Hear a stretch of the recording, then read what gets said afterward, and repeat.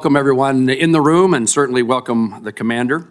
I thank my colleague from the House, Chairman Bost, along with ranking members Blumenthal and Takano, and the rest of my Senate and House colleagues for joining us here today in this joint hearing, the final of 3 hearings our committee hosted this year. I, of course, specifically welcome Commander Al Lipphardt, his wife Carol, and the rest of his team at the VFW.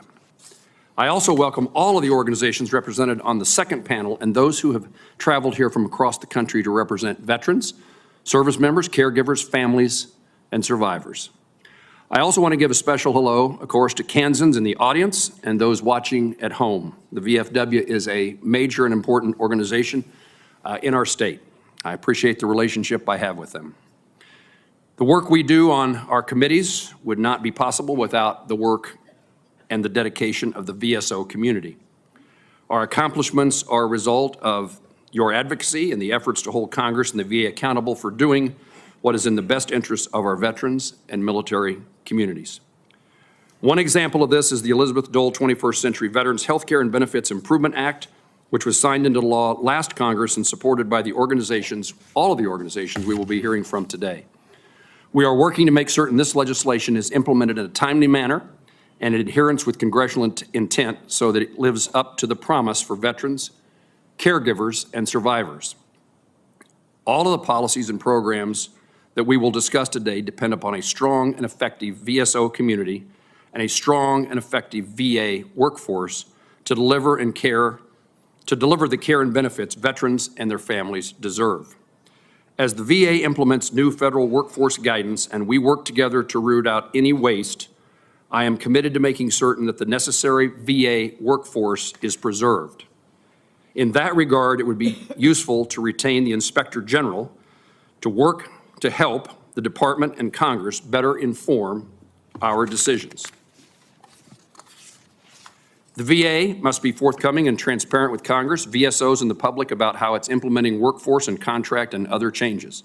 The VA must also work to avoid or correct actions that could in any way undermine access to care and benefits that veterans and their loved ones rely on. I again thank you for you all being here today. I look forward to the testimony of the witnesses on both panels, and I now yield to Chairman Bost for his opening remarks. Thank you, Chairman Rand. Good morning. I want to thank you all for being here, and I want to thank you to my Senate colleagues, Chairman Moran, Ranking Member Blumenthal, for hosting us this week. And I would like to thank the VFW's National Commander, Alfred Lipphardt, for being here today. Thank you, Commander. I would also like to give a shout out to the VFW Auxiliary National Commander, Brenda Bryant. Thank you for being here. And I'm pleased that there are folks here from the great state of Illinois. And if you would, I just want you to stand if you can, or raise your hand, or be recognized. There they are. Thanks for being here. And I want to thank you all for traveling here to your nation's capital for such important issues. This Congress marks a decade on this sacred committee for me. And it's my second term as chair. It is an honor to serve all of you. The mission of VA committee has always been personal to me. I grew up in a home with veterans, and many of you have heard it before, but I'm still going to say it again. It's my dad and his brothers, Army, Korean War. My grandfather, one was Navy, Second World War. Other grandfather, Marine, Korea.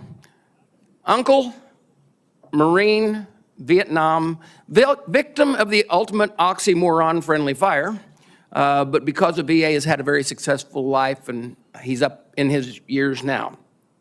I, peacetime Marine. My son is a lieutenant colonel, a reservist now, but was active for many years.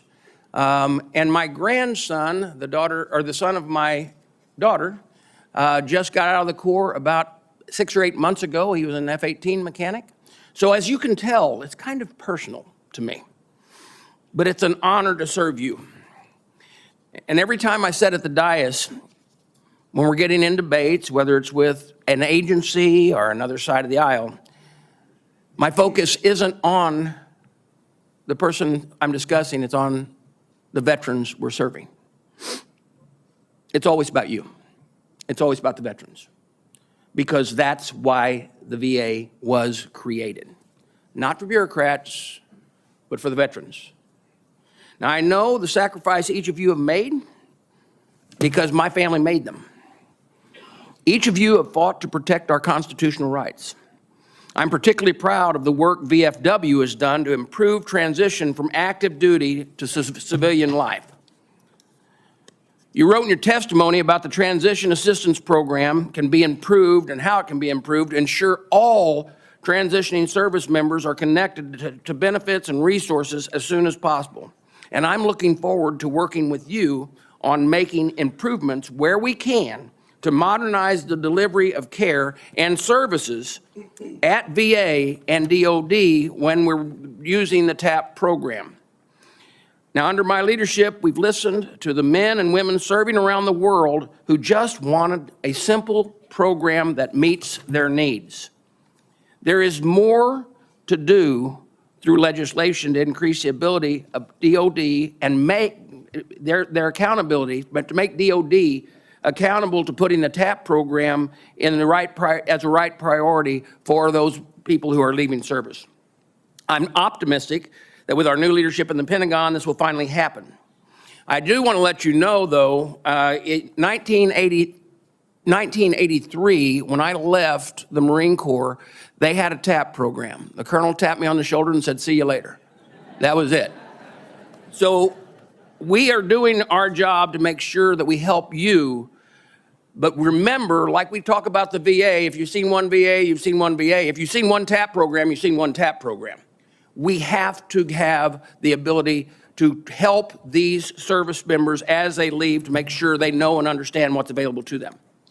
VFW will play a vital role, an important role in making sure we advance common sense proposals and conduct oversight to meet the needs of the entire veteran community, no matter where they live or where they want to work. Veterans should have the freedom to use the benefits of VA offered no matter where they're at to meet their individual needs.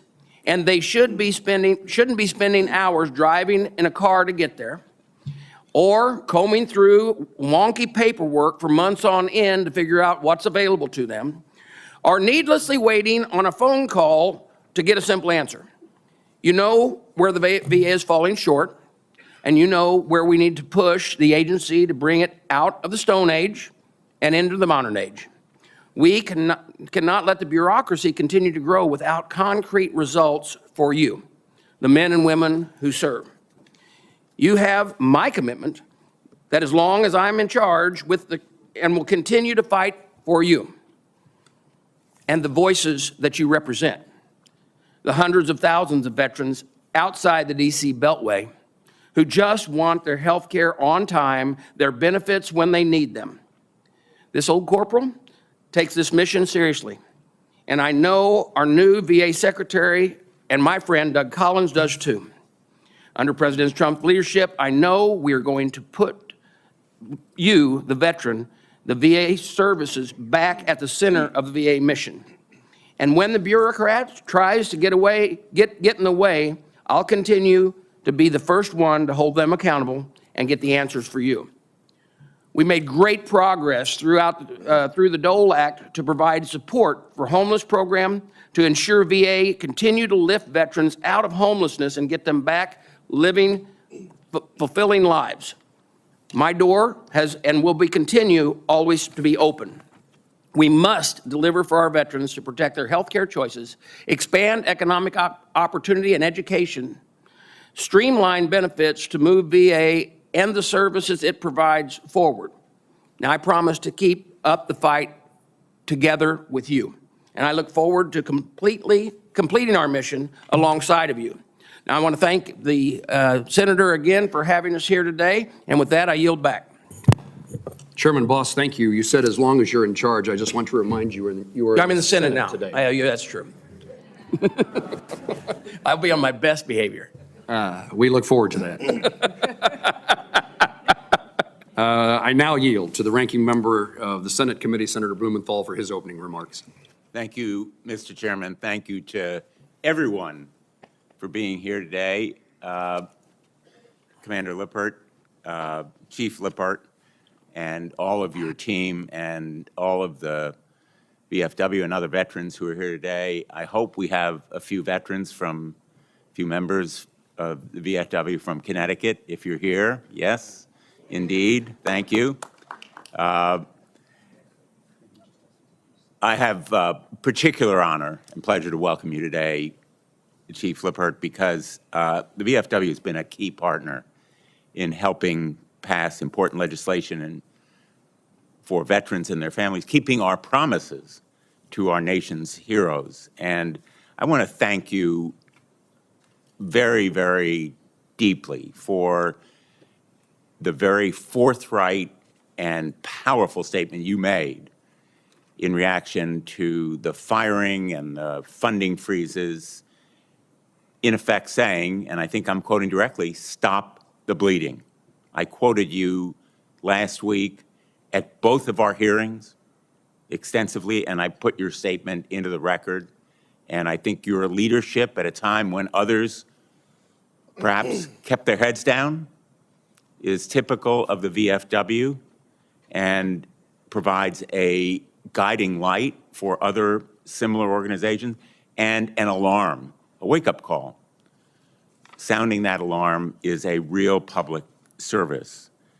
It's tough to focus on efforts and legislative priorities when so many of our previous efforts are being rolled back without consulting us. In other words, how do we go forward with new legislation when the priorities can simply be ignored and the legislation violated?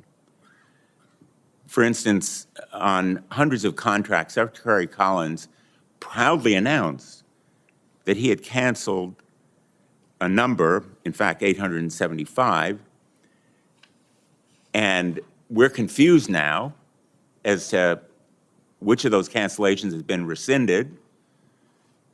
There was an announcement, I think, just in the last 24 hours that perhaps now the number's been reduced to 600. I've demanded information and clarity as to those contracts. I believe others on the committee may have done as well.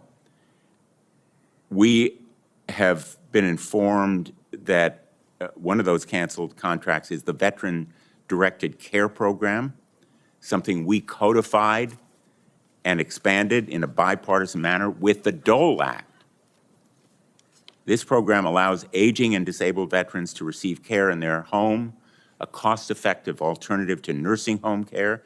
It's absolutely integral to the VA's continuing of long-term care services. But it's just one of the hundreds of contracts that Secretary Collins seems intent on canceling. Contracts that provide critical services to veterans and their families and allow the VA itself to identify waste, fraud, and abuse. We can't confirm that this specific contract is on the list of 585 that he canceled last night, or the 875 he announced he would cancel last week, because he won't share the list with us. He just wants to use the numbers for his press release. No transparency, no accountability, no consultation. In the process, he continues to claim that abruptly canceling hundreds of services will not impact veterans' care and benefits in any way. If that sounds realistic to anybody in this room, I'd like to talk to you. Mr. Chairman, I would like to submit for the record an article from the Kentucky Public Radio published on February 25 titled "Kentucky Business Among Hundreds Losing Veteran Service Contracts Amid Trump Cuts." I have it here. Without objection. Thank you, Mr. Chairman. In this article, Army veteran Neil Riley is quoted, quote, "Secretary Collins said specifically, that it wouldn't impact veteran health care or benefits in any way, and that is specifically a lie, end quote. Mr. Riley's company is a federally certified service disabled veteran-owned small business that had all of its VA contracts canceled last week, all of them canceled last week. And it's just one of dozens of veteran-owned small businesses who had their contracts canceled and were forced to lay off hundreds of employees. Many of those employees were veterans themselves. These contracts help ensure the safety of low-income housing for veterans who are homeless or transitioning from care. It isn't simple waste. It isn't waste at all. It's not hypothetical. It isn't abstruse or abstract. It's one of many human examples of impacts of this administration's actions, and it's not happening on some imaginatory mind. It's happening in real life. It's just the tip of the iceberg. We've also heard directly from VA employees and veterans that the VA has terminated critical researchers, planned to cancel a PAC Act Enterprise Program Management Office contract that could derail implementation of the PAC Act. It's delayed facility openings and reduced inpatient beds. It's canceled 50 patient appointments at a VA facility last week due to staff shortages. It's fired Veterans Crisis Line employees in one wave of termination, rehired them after receiving the backlash, and then fired even more during a second wave. Not to mention the thousands of other VA employees and veterans fired without cause.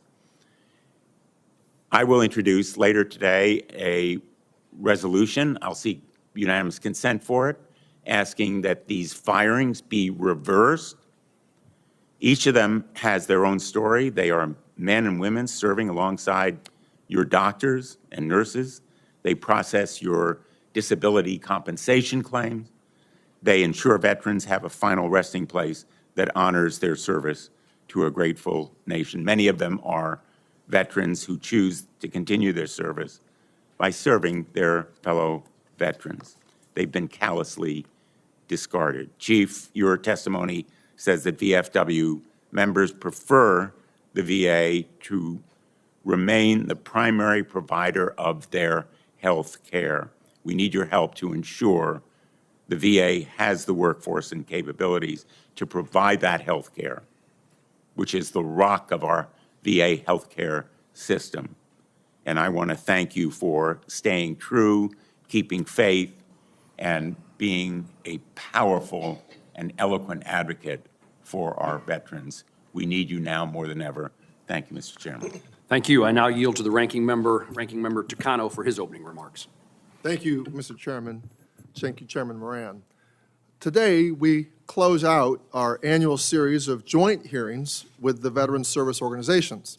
And I'm pleased to welcome our first panel, the National Commander and representatives of the Veterans of Foreign Wars and its auxiliary, as well as our second panel, representatives from the Paralyzed Veterans of America, Iraq and Afghanistan Veterans of America, Student Veterans of America, the Tragedy Assistance Program for Survivors, the Elizabeth Dole Foundation, and the National Coalition for Homeless Veterans. And I'd like to extend a special welcome to VA's Commander-in-Chief, Mr. Al Lipphardt, and National Auxiliary President, Ms. Brenda Bryant. Welcome. Before I begin my remarks, I have to ask, are there any Californians in the room?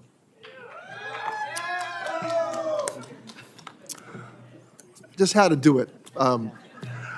I grew up with the stories. I just want you to know, I grew up with stories about my three great uncles who served in World War II in the famed 442nd Infantry Regiment. And one of my uncles who fought in Vietnam sadly died by suicide when I was young. Since joining this committee, I have had the honor of visiting the graves of the fallen around the world at cemeteries managed by the Department of Veterans Affairs and the American Battle Monuments Commission. I urge all Americans watching this hearing to put it on your bucket list, to visit some of these amazing hallowed grounds that we meticulously keep and maintain. It is for those service members and veterans and for all of you that I fight to ensure that our country honors the debt that can never be repaid. Honoring that debt means listening to veterans' voices about issues impacting their daily lives and how we can address them. And one of the ways we do that is by holding these hearings with veteran service organizations. It was at these hearings in 2022 when the VSOs stood in solidarity, calling on Congress to pass the Honoring Our Pact Act. Without you, we would never have passed the largest expansion of veterans' health care and benefits since the Vietnam War. Without VFW and countless other VSOs, millions of veterans would still be struggling to access health care for the toxic exposures they experienced in their service to our country. I will always be grateful to you for helping us get it done. The PACT Act was never meant to be a one and done. There is still so much more work to be done because our pact with our nation's veterans is not only about toxic exposure, it is also about our promise to ensure that veterans have access to their care and benefits, and that we do everything we can to end veteran homelessness and veteran suicide, address new categories of illness and injury associated with military service, for example, blast injury and military traumatic brain injury. Finally, achieve Guard and Reserve parity. Ensure that VA is welcoming to all, and I mean all veterans who have earned the right to be at a VA facility. Ensure that VA's infrastructure can support its mission, and so much more. Now, instead of focusing on these critical issues facing veterans, we're being distracted by unnecessary chaos. I have grave concerns about how President Trump's executive orders are being carried out across the federal government, most especially at the Department of Veterans Affairs, and the impacts that these orders are already having on veterans. Under the Trump administration, more than 2,400 VA employees have been illegally fired, and many more have opted to leave rather than put up with the chaos and uncertainty that has been inflicted upon them. The worst part is they're not done yet. We expect the administration to continue its efforts to further dismantle the federal workforce. I question how purging the workforce, firing the watchdogs, making VA hostile to women and minority veterans is helping VA serve veterans better. Now, I've sent numerous letters to VA seeking information on the department's implementation of President Trump's disastrous executive orders and have had zero meaningful responses from Secretary Collins, and this is extremely troubling. I was grateful to see VFW's statement supporting federal employees, especially the veterans who have been unlawfully terminated by this administration. VFW continues to be a leader when it comes to standing up for veterans and what they need. So I am heartened to see that the courts appear to be paying attention. Last week, a judge in my home state called these firings illegal. While it's unclear how this ruling will impact the thousands of federal employees who have already lost their jobs, I am hopeful the courts will continue to stand in the constitutional role of providing relief for all the damage that the administration has done. And yes, damage has already been done. Cuts at the Cleveland VA Medical Center have made it harder for veterans to access mental health care and prosthetics, among other services. Restricting access to these crucial mental health services while we are fighting the crisis of veteran suicide is the height of tone deafness. Arguments that veterans are taxpayers too are tantamount to asking veterans to sign up to die for their country again. This is unacceptable. I've been accused of putting bureaucracy over veterans, but I dispute that. What about the veterans who lost their jobs to the Trump administration's indiscriminate firings of federal employees? What about black veterans who were unable to access VA home loans due to redlining? What about women veterans whose services still not valued as much as their male peers and are now worried about the loss of gender-specific care at VA? What about LGBTQ+ veterans whose health is in jeopardy because of the administration's denial of their very existence? Ensuring the institution is there to serve veterans is putting veterans first. It is our job to ensure access to world-class health care and benefits to all veterans who have earned the right, and I take that responsibility very seriously. It is my hope that I can count on the VSO community to help us hold VA accountable to all veterans, and that you will also hold Congress accountable by making sure that we walk the talk, that we are carrying out our constitutional oversight responsibilities by asking tough questions, demanding answers, and taking legislative action when it is needed. We cannot waver in this because we know that veterans, their survivors, and caregivers are depending on us. Thank you, Mr. Chairman, and I yield back. Thank you, Ranking Member Takano. I'm going to, in a moment, recognize the senator from Georgia, Senator Ossoff. I was going to indicate while the committee members are here, when we were in the House, we called on members to ask questions based upon their seniority. In the Senate, I don't know whether it's more egalitarian than the House, but we call on people in order of their arrival time. So if you came here and started here and you were early, you get rewarded for good behavior. Maybe it's just the Senate needs some kind of incentive for good behavior. In that regard, let me recognize our colleague from Georgia, Senator Ossoff.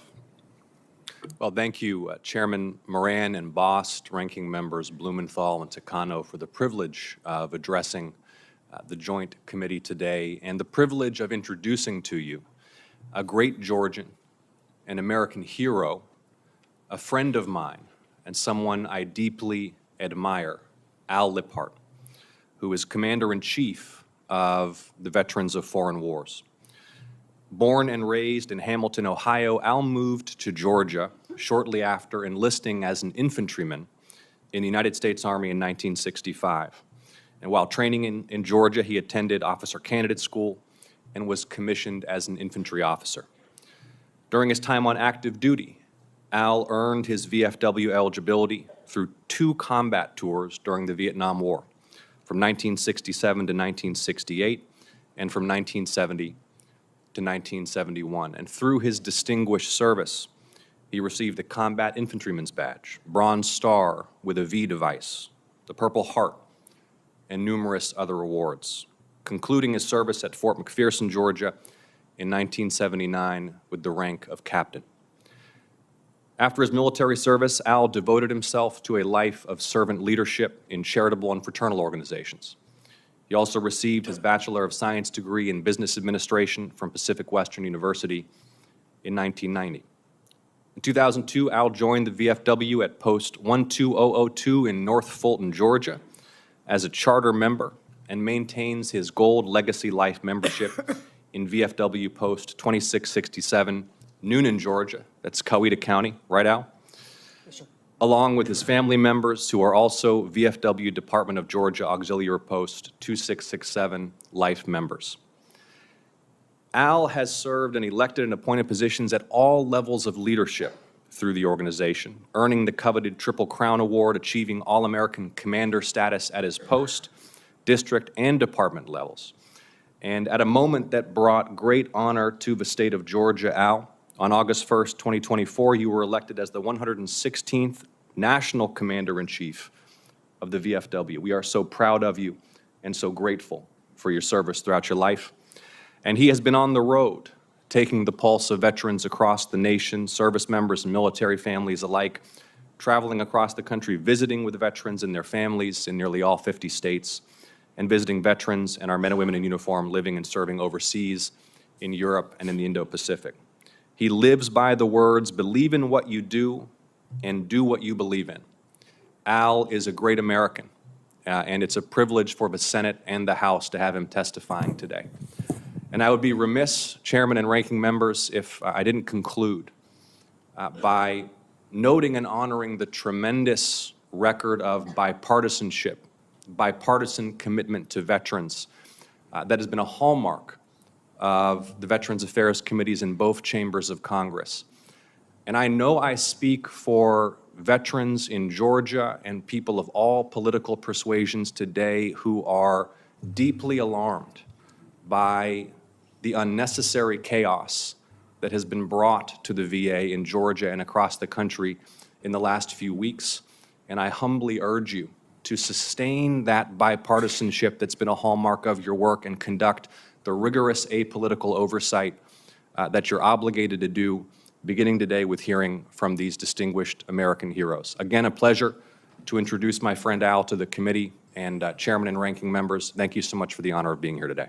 Senator Ossoff, thank you for your introduction of this great American and hero veteran. I hold in highest regard our veterans, and maybe slightly higher than that, veterans who serve other veterans. And clearly the description you gave of Al Lipphardt demonstrates he's that. So may I now recognize the 116th National Commander of the Veterans of Foreign Wars, Al Lipphardt, for his testimony. Commander.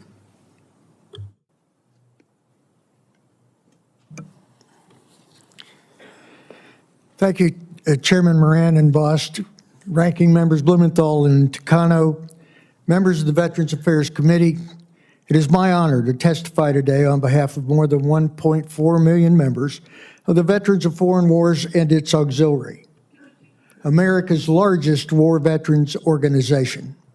While the benefits we afford our all-volunteer force may seem generous to those who've never served, these benefits are simply the warranty of the service contract each of us signed before we put on the uniform. In addition to the service members' obligations, each contract explicitly entitles service members to certain benefits as a result of honorable service. This is why the VFW calls on our nation to honor the contract. The basic enlistment contract reads, "My enlistment agreement is more than an employment agreement. It affects a change in status from civilian to military member of the armed forces." And one line that stands out on this contract: "As a member of the armed forces of the United States, I will be entitled to receive pay, allowances, and other benefits as provided by law and regulation." This is not charity. This is a contract. Everyone who served honorably, like every member of the Veterans of Foreign Wars, met our end of this agreement. We demand our leaders do the same. By contract, you must ensure the VA has the resources and staff to provide veterans their full earned benefits. This is not an ask. Honor the contract.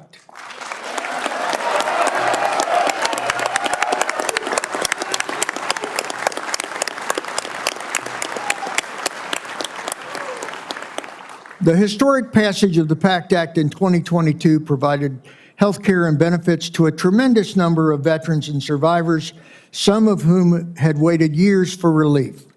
The VFW is grateful to these committees for drafting and passing this critical legislation.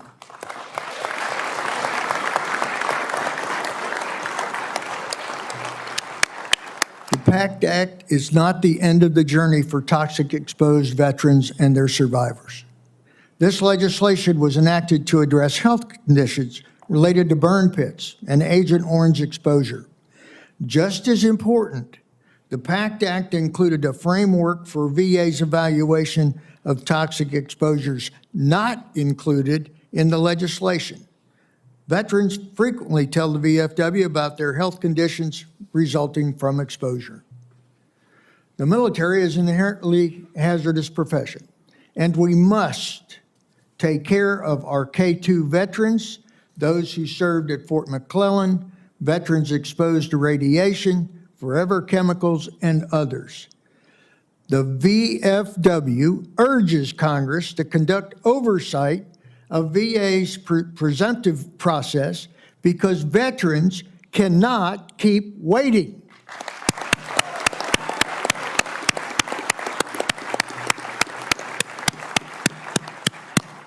The transition from military to civilian life is a critical moment that requires active participation by both the Department of Defense and VA.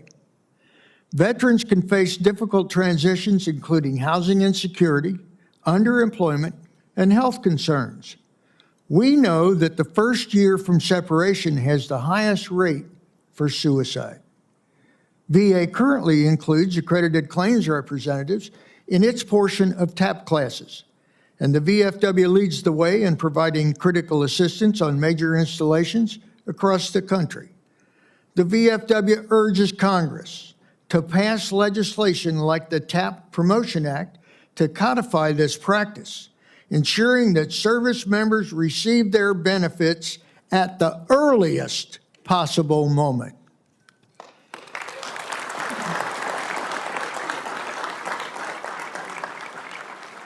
Furthermore, the VFW believes that military commanders must prioritize transition services. The VFW urges Congress to establish an Undersecretary of Defense for transition. This position is essential for effective management and accountability. Improving transition has the potential to enhance recruitment and retention, lowers risk for suicide, and sets veterans on a path to success.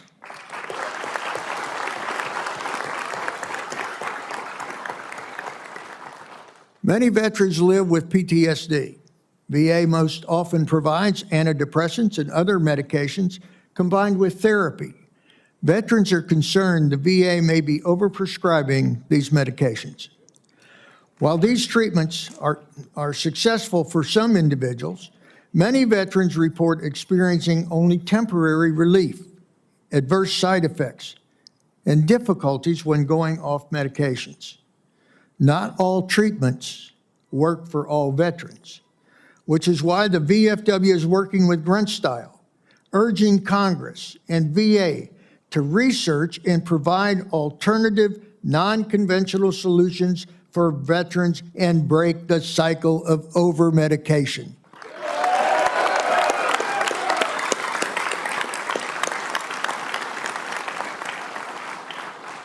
Treatments that have shown potential include HBOT, medical cannabis, MDMA, and other plant-based alternative therapies. The VFW believes there are additional ways to effectively treat PTSD. VA should receive funding to research and deliver those treatments today.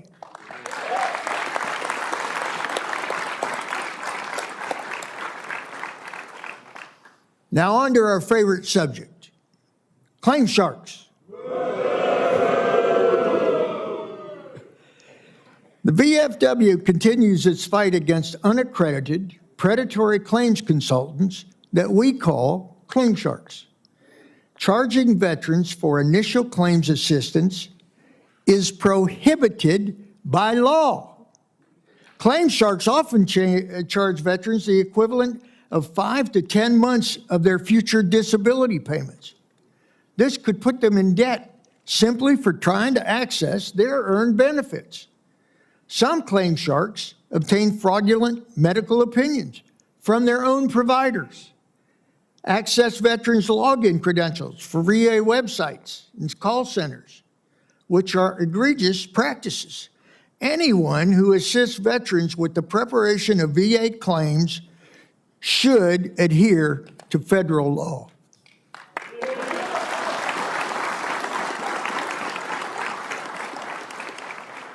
The VFW understands that some veterans are willing to pay for claims help, but these companies cannot be allowed to line their pockets with taxpayer dollars at the expense of disabled veterans.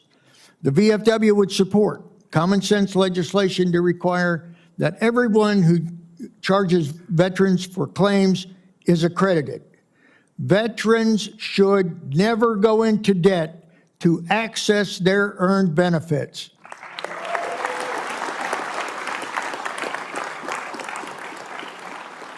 The service of National Guard and Reserve members is still overlooked despite a stark increase in deployments since September the 11th, 2001. Though they have served alongside active duty service members, both domestic and abroad, They do not earn their VA education benefits at the same rate. This inequity has been amplified in recent years during the frequent activations due to natural disasters, the COVID-19 pandemic, and border security missions. The VFW urges Congress to pass the Guard and Reserve GI Bill Parity Act of 2025 to allow any day in uniform for which military pay is received to count towards post-9/11 GI Bill eligibility. This is a joint legislative priority for both the VFW and the Student Veterans of America. The current VFW SVA legislative fellows have advocated on their college campuses around the country to bring awareness to this issue. The time is long past for parity. This inequity must end now.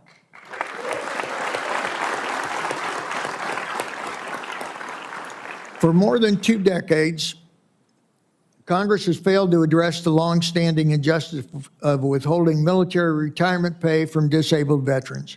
Retirement pay and disability compensation are separate benefits earned for different reasons. Congress continues to wrongly treat their concurrent receipt as double dipping. The VFW has advocated for the Major Richard Starr Act and other legislation to provide full concurrent receipt to all deserving veterans. Congress passed the Social Security Fairness Act in the last session, ending a similar unjust offset for Social Security recipients. It's time to correct this injustice for our military retirees. The VFW calls on Congress to fix this now.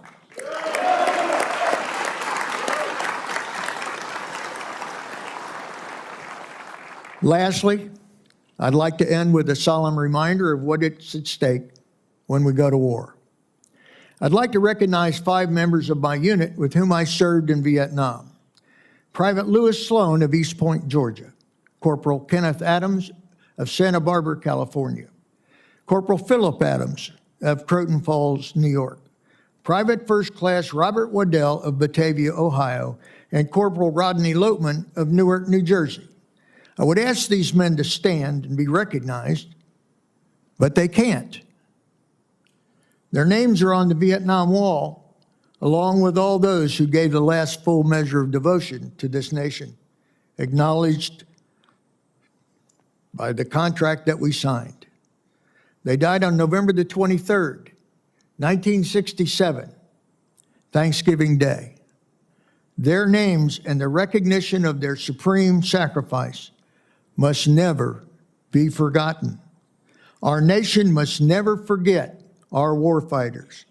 This is why we persistently call for the full funding of DPA's mission, proper recognition of expeditionary American forces, deterring our enemies abroad, and proper support to overseas veterans who augment these critical missions. Chairman Moran and Boss, ranking members Blumenthal and Takano, members of the committees, thank you for the opportunity to discuss these important issues. My team and I are ready to answer any questions that you may have. Thank you.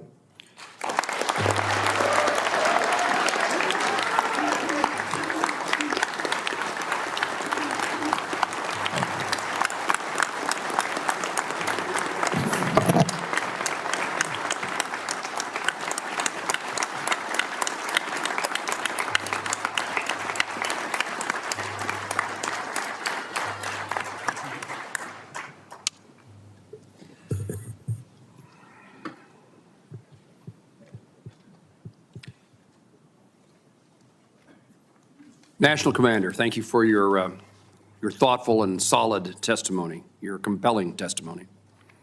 We're now going to have that opportunity for us to ask you and your team questions. We're going to begin a round of 3-minute questions. I'll begin those questions by highlighting a couple of things that you said. The first question I was going to ask you about and am going to ask you about, you highlighted first, and that's the PACT Act. You highlighted that it was not a one-and-done deal and that there was more to come, and that there are veterans that are not yet receiving the benefits that some now are eligible for because the PACT Act requires further action by the Department of Veterans Affairs.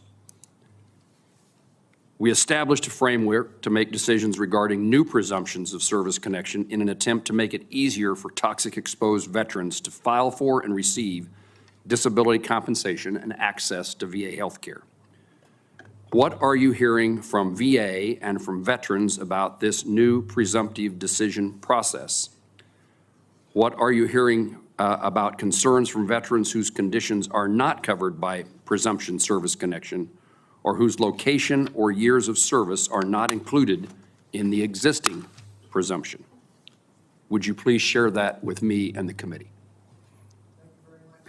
And thank you very much, sir.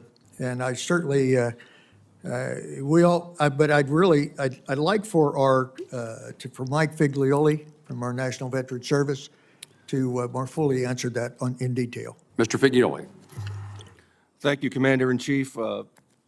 Thank you again for the passage of the PACT Act. And we have said before, it's a framework that needs to be looked at, needs to be updated, that needs to be kept up with.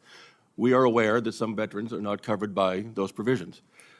We have attempted to engage VA. We had not really had many meaningful engagements about upcoming disabilities or presumptives that might be involved. We haven't been able to discuss with them the conditions that are being reported to us. There hasn't been much discussion about what conditions they plan to review related to any other exposure. We've seen Federal Register notices that have been published without stakeholder input, and there's been a severe lack of transparency from VA, which has been required by the PACT Act. So we are aware of other maladies, diseases. We keep hearing about these things that VA needs to consider, but they have been less than forthright in coming to the table. Thank you for your testimony. It's something that we clearly, in cooperation with you, need to follow up to make sure the VA follows the law. Let me ask next about the Guard and Reserve GI Bill Parity Act, also which you highlighted, National Commander. I appreciate strong support of the VFW. Can you please go into any greater detail on why this bill is needed, what gaps in education benefits National Guards and Reserve components are currently experiencing, and how it impacts recruitment and retention?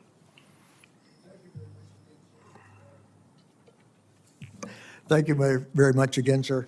Well, I could answer that question for you. I'd rather turn it over to Ms. Keenan, who's our National Legislative Director, for more detail. Ms. Keenan. Thank you, Chief. I served in the National Guard myself, and even though I deployed twice, I only earned 60% of my post-9/11 GI Bill benefits. And we know that Guard and Reserve members are deploying more overseas, but also domestically to support natural disasters, border security, and other missions.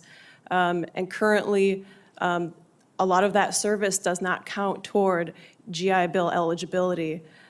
So we just want parity, that every day in uniform where a service member is receiving pay counts toward their eligibility for post-9/11 education benefits. Thank you. Thank you. Thank you for your answer. I now recognize Chairman Bost.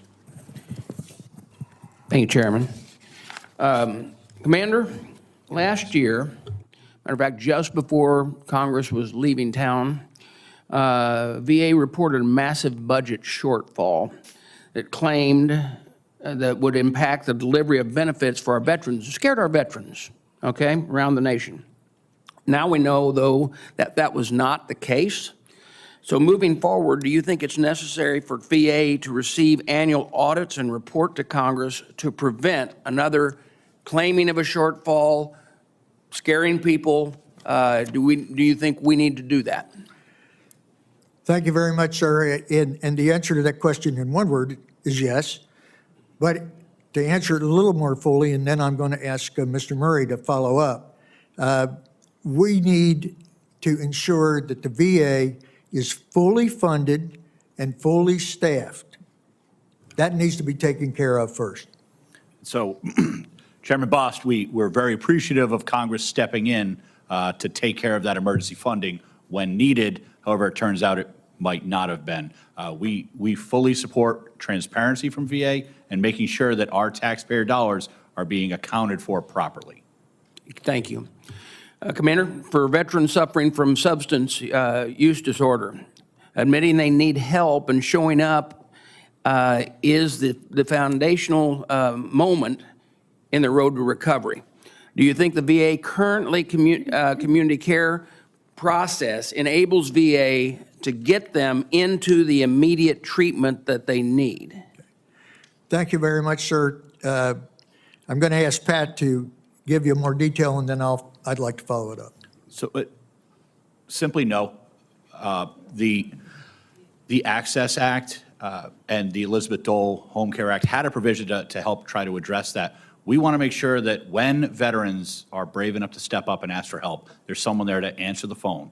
There's someone there to take care of that and not send them away or make them wait months, drive far too long. All those things will hopefully save veterans' lives. So then I'll follow up with that, because the passage of H.R. 740, the Veterans Access Act of 2025, would eliminate that red tape. Do you agree that? We hope so. Thank you. Commander, VA must be held accountable for care and benefits that our veterans receive. We would also like to see the committee conduct more oversight of the department to drive improved services to our veterans. Would you like to see that? In a word, sir, absolutely. Thank you. I want to thank you for being here today, and I will yield back. I will yield back, and I will yield to Senator Blumenthal. Thank you, Mr. Chairman. I want to say very enthusiastically I support the goals of the GUARD Act. I've been working and fighting for it. Likewise, the parity legislation that is so important to our Reserve and National Guard, they should be treated equally. There's no question that it's a matter of fairness. Chief Lipphardt, you referred to that contract that we made. When anyone in this room went into the service, they raised their right hand and they swore allegiance to the Constitution and laws of the United States. That contract is legally binding on the United States of America, on this Congress. And we owe it to our veterans to keep our promises and follow the law.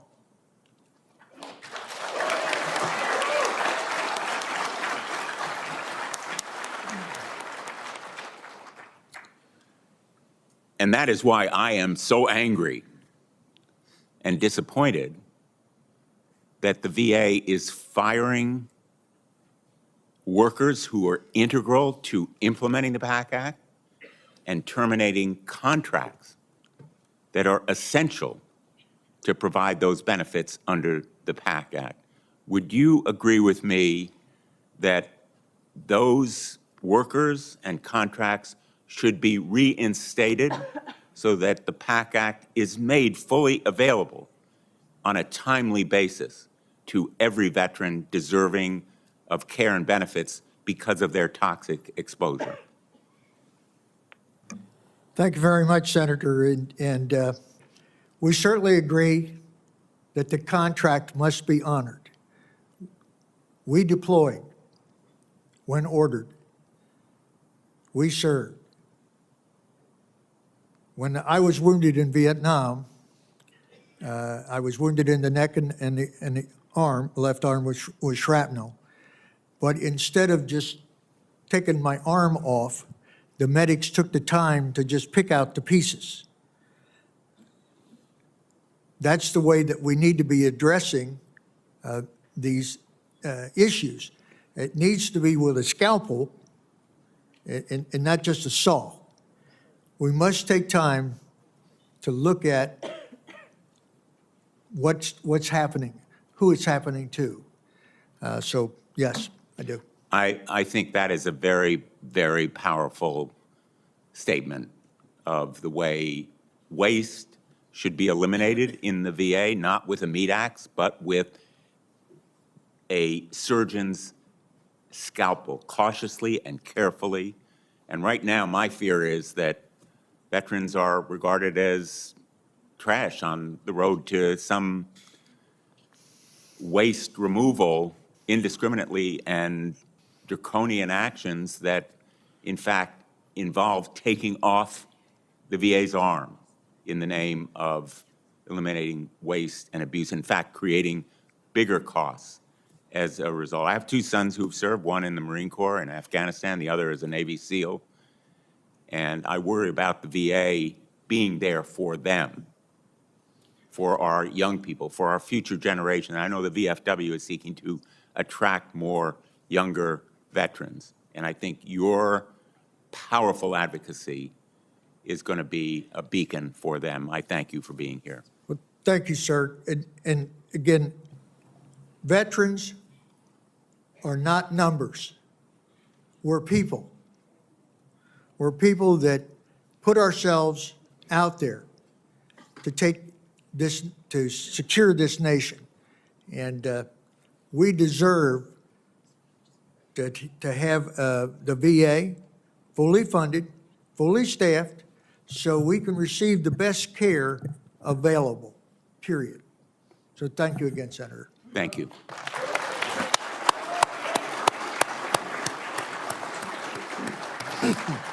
Ranking Member Takano, you're recognized for 3 minutes. Thank you, Mr. Chairman. Commander Lipphardt, as I mentioned in my opening, I applaud VFW's statement calling for an end to the indiscriminate firing of federal employees, especially veterans, who make up roughly a third of the federal workforce. I'm worried that these haphazard cuts and discriminate cuts are going to have on the immediate and long-lasting impact on veterans. And it seems like it's fire first, analyze after. Cancel contracts first, analyze after. I commit to working with you and other VSOs willing to stand with us to undo these illegal and unconscionable firings.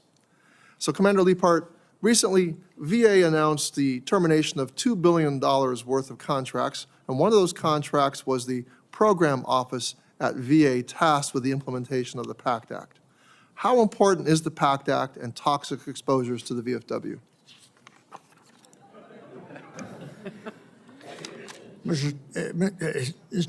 Senator Takano, military service is inherently dangerous. I think we could all agree on that.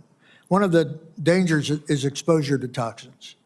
I'd like to take this moment to ask our members in the audience to stand up if any of them have been exposed to toxins at any point during their military career. Wow. There's your answer.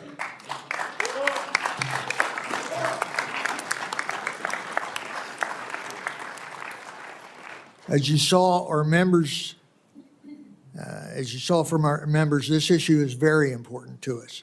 These are the men and women who place themselves between the weapons of our enemies and these shores.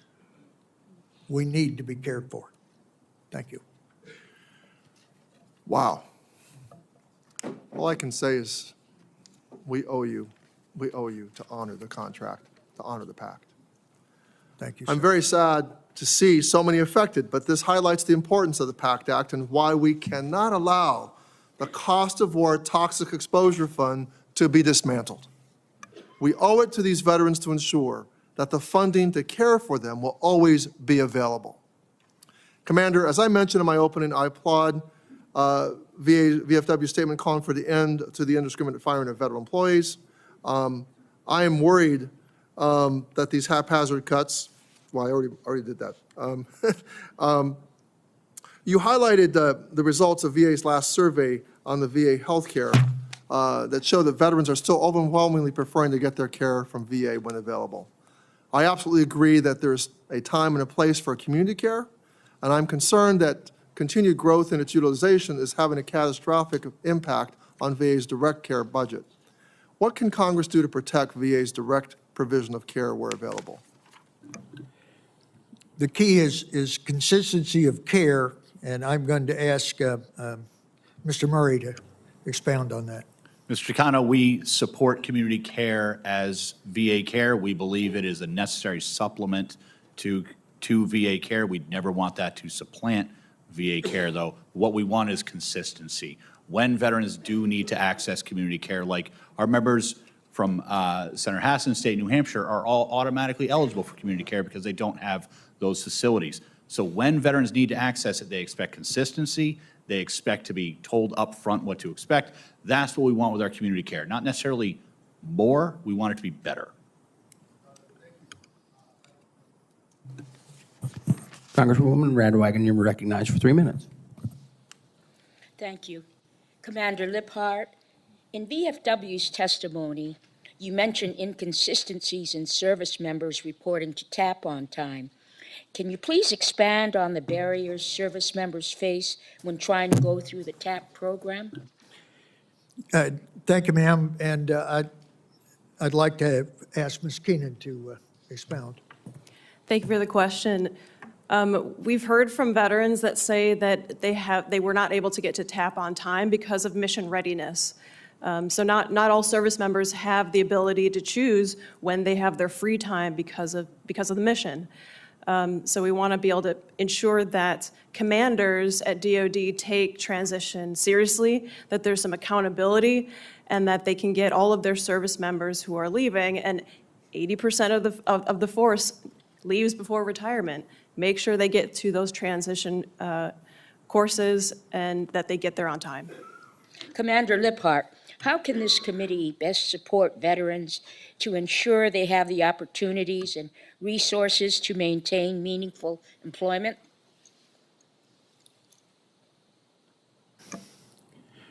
Thank you, ma'am, for the question. We need to codify that contract.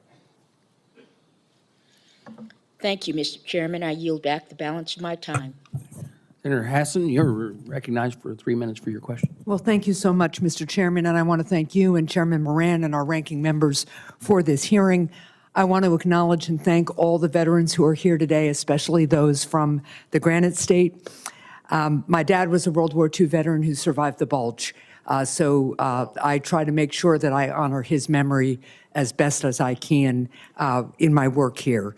And Commander Lipphardt, thank you for testifying here today and for your military service.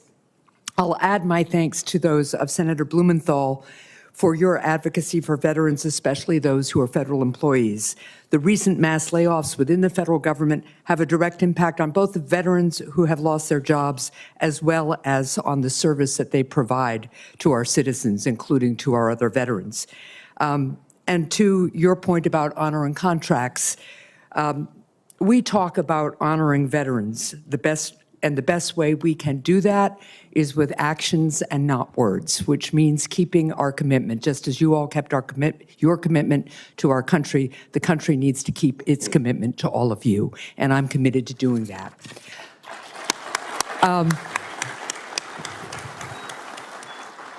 And I'll add, my dad would have said, that when a country begins ignoring contracts or laws, it begins to lose its freedom.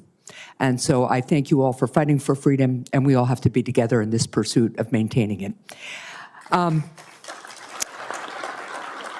Commander, I had 2 questions for you. As has been discussed, your written testimony discusses the VFW's most recent health survey, which showed that veterans prefer using VA medical facilities, but they have concerns about appointment availability and travel distance to VA facilities.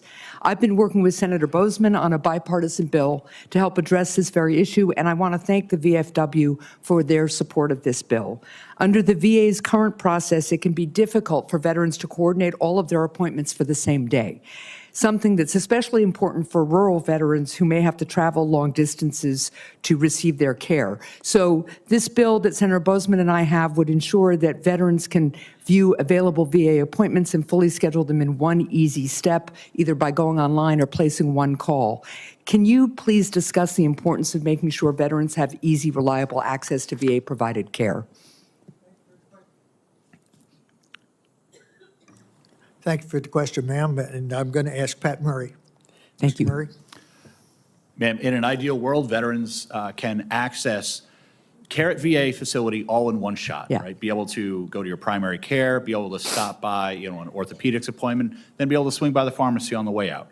That's in an ideal world. That is tough to do, to try to schedule all that in one. Our ask, though, is in developing this scheduling tool to the best extent possible to buy it instead of try to develop their own. I hear Because VA's IT development is not good. I hear you, and I thank you. And Mr. Chair, with just one other quick point, I want to highlight the work that the Defense POW MIA Accounting Agency does. For those who don't know, this agency works to repatriate and identify American service members who've gone missing. Solemn work to show that Americans never leave a fallen comrade behind.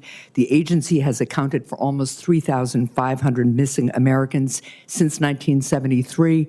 And I will submit a question for the record, but as the administration is looking at cutting the Pentagon's budget, I am concerned that the mission of the Defense POW MIA Accounting Agency could be undermined or hampered, and I hope we can all come together to prevent that from happening. Thank you. Thank you, ma'am. Congressman Hammond, you're recognized for 3 minutes. Thank you, Mr. Chairman. First off, thank you to our distinguished guests from the Veterans of Foreign Affairs, Foreign Wars. As a fellow veteran, I deeply appreciate your organization's vital work in ensuring we fulfill our promises to those who have sacrificed so much for our country. Today, I've been particularly interested in discussing how we can improve access to quality health care for veterans, especially those in suburban and rural areas within Arizona. We must ensure that all veterans, regardless of where they live, have timely access to the care and benefits they've earned. I appreciate your insights on these critical issues and how Congress can better support the VFW's mission to serve veterans. Now, Commander, the VFW has been a strong advocate for concurrent receipt. Can you elaborate on how the current offset between military retired pay and VA disability compensation impacts veterans? Thank you very much, sir, for the question. And it's not a compatible thing. That it seems like that we're combining the retirement pay with compensation. Retirement pay is for retirement. Compensation is for those service-connected disabilities that we've incurred as a result of our service. They are two separate, distinct things. And the time is now to stop. It needs to be separated. I agree. And what specific legislation do you ask Congress to support regarding it? I'm going to ask Mr. Murray for the specifics. We can start by passing the Richard Starr Act.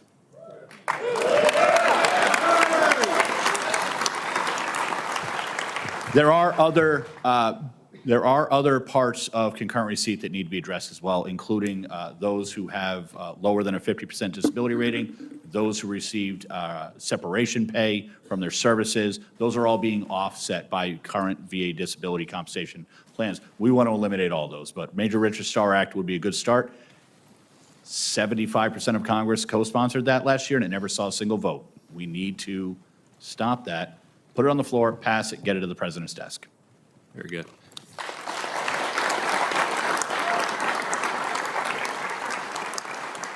And Commander, I know you alluded to earlier with the PACT Act, but what feedback has the VFW gotten from veterans about their experiences accessing the newly expanded benefits in healthcare? Our National Veterans Service Director, Mike Figlioli, sir, if you'd please respond to that. Thank you, Commander-in-Chief. Thank you for the question. Like VA, there continues to be challenges with wait times, access, scheduling, traveling to and from facilities. Generally, veterans are comfortable with the PACT Act, but those challenges still remain. We still got to invest in IT systems that allow people access to handle their own case management, allow them to get into the facilities quicker, and make sure that everything is fully staffed and fully funded. Thank you, Mr. Chairman. I yield back. Congressman Pappas, you have 3 minutes for questions. Well, thank you very much, Commander. Thank you for your testimony. I want to welcome all the veterans who are here today. This is an impressive show of force, not just for VFW, but for veterans all across our country. And I want to give a special shout out to any veterans from the Live Free or Die state of New Hampshire who are joining us here. I was really glad, Commander. Oh, there, we got a couple back there. All right. Commander, I was really glad that you mentioned the Guard VA Benefits Act, which, as we know, would reinstate criminal penalties for these claim sharks who are charging unauthorized fees for assisting veterans with their claims. I have to say, we have educated our colleagues on this issue. You have. We have gained a significant number of co-sponsors on a bipartisan basis for this bill. This is going to be the Congress where we get this across the finish line. We've got the claim sharks on the run. Let's finish the job.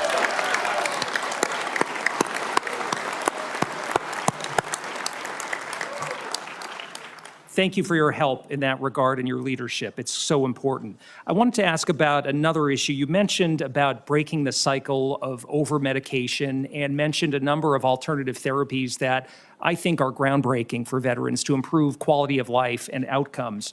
One thing that I hear from veterans is about the benefit of alternative therapies like acupuncture and massage therapy that can be really game-changing in terms of alleviating physical pain. But we know that therapy providers face obstacles due to VA reimbursement policies that sometimes limit their ability to care for veterans. So I'm wondering if you could discuss the need to be able to focus on alternative therapies like massage therapy and the difference that that can make for veterans. Thank you, sir. I'm going to ask our National Legislative Director, or Chair. We're very lucky to have him on the panel today. He is very, very knowledgeable in this area, to include his work with grunt style. So I'd like to ask Mr. Fuller, please take that. Thank you, Commander Chief and Congressman. Thank you for the question. And you mentioned three great alternatives, and many veterans suffer from post-traumatic stress disorder and physical injuries. If PTSD is not treated, the effects can be detrimental in many ways, including risk of homelessness, substance abuse, relationship problems, financial instability, difficulties in transitioning back to civilian life, or even the worst case, suicide. Veterans show a willingness to confront mental health challenges with the alternative treatments that you mentioned, and we're also advocating for more access to other alternative modalities so we can address our own unique mental and physical health challenges.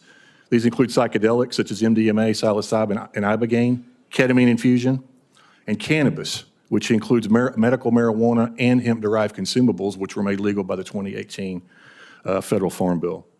Our ask here is simple. We ask the VA to give veterans every option in the toolbox. Move beyond merely studying the effectiveness of these tools, and if they work, and we're confident that they do, start executing the implementation of these options.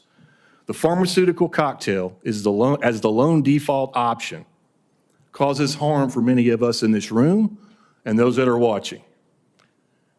This must end. Our lives are at stake.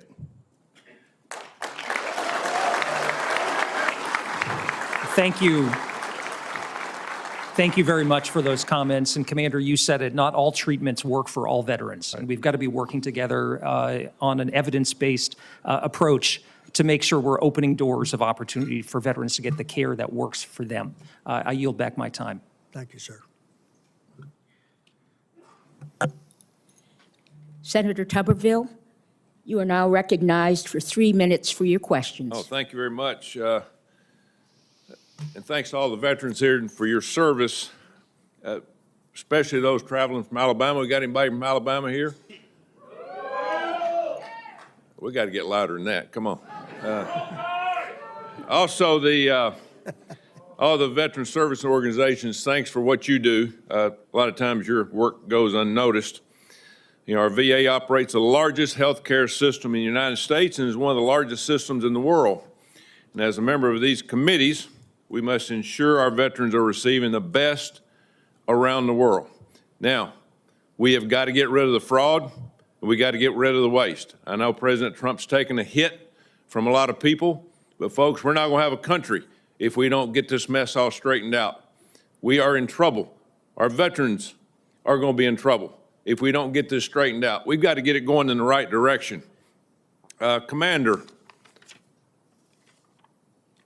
You mentioned in your testimony dissatisfaction among veterans with the community care referral process. I, too, am very dissatisfied. I get more calls on that than anybody. We're 60% rural in the state of Alabama, and we have almost 500,000 veterans. The red tape is disastrous. Veterans must cut through this red tape, and we need to be provided community care. Would you say your members receive mental health care more frequently through the VA directly or the community care network, Mr. Commander? For a more complete answer, sir, I'm going to ask Pat. Okay. Mr. Murray. Yeah, and that one, Senator, we'll take for the record and get back to you. We actually don't know the breakdown of the mental health care they receive in the community versus at VA, but we would be more than happy to learn more about that. I believe there's a bill coming up at the Senate Veteran Affairs Committee next week that looks to maybe address that. Well, Mr. Murray, let me ask you this. If a veteran gets denied community care, what is your advice to these veterans if they get denied community care and are told, hey, you got to drive 3 hours to a VA? What is your advice to them? My advice would be to urge that if they are eligible for community care based on drive time or wait time access, to press that issue, because that is what the Mission Act put in place. That Exactly. is the law. We want VA to adhere to the law. When applicable, community care is incredibly helpful. So if a veteran will receive better care through the community, if instead of driving 3 hours, for example, then yes, we want that to be the case. Yeah, there's no doubt. In a lot of states, community care is going to have to be a necessity because veterans can't drive for hours and hours. Commander Lipphardt, in your testimony, you mentioned the importance of veterans having accessible treatments.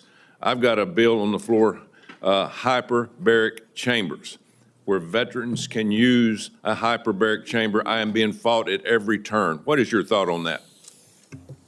Thank you very much, Senator. I'm going to send it back to Ms. Fuller. Thank you.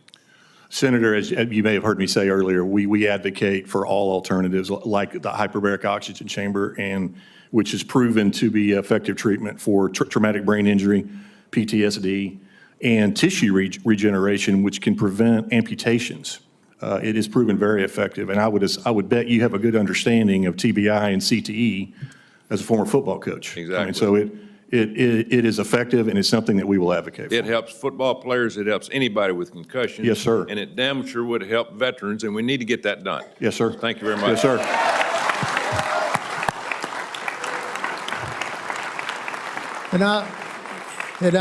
I just would like to add one thing to that, and it's kind of a general for all our conversations this morning. I don't think there's any group of people that appreciates effort more than a member of the Veterans of Foreign Wars. Actually, all veterans appreciate effort.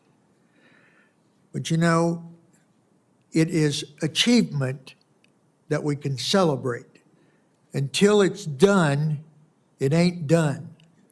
And we have got to get it done.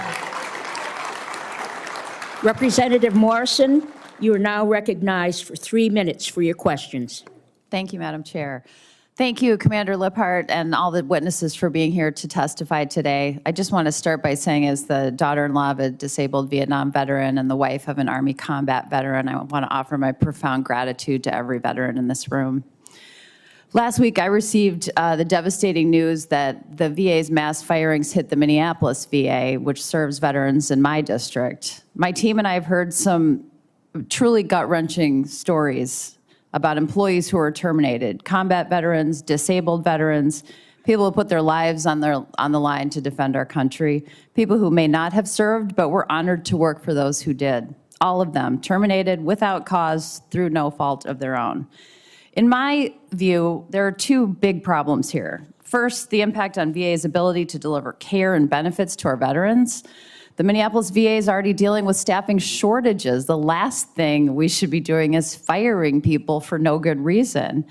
And as a doctor, let me tell you, the whole team plays a role in optimizing the delivery of care, from the provider to the facilities workers to the person who greets the veteran at the door.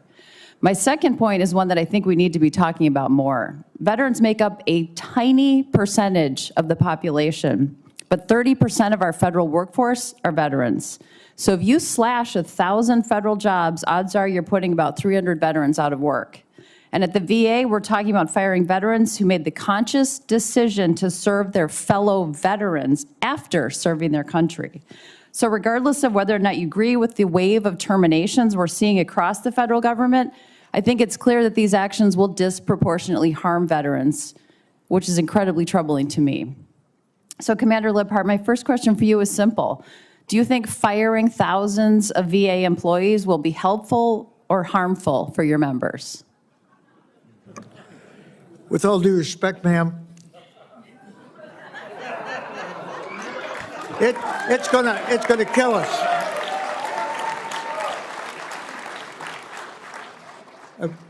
Of course, it's going to impact us.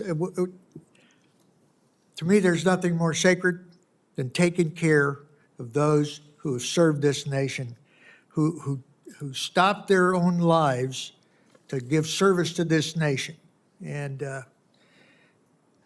it's got to be fixed. It's got to be fixed. While we have 1.4 million members, those are our members. That's not who we represent. We represent 18 million veterans. Yeah. All veterans. All veterans need to be respected, need to be treated with respect. They've been honorably discharged. Thank you, ma'am. Thank you.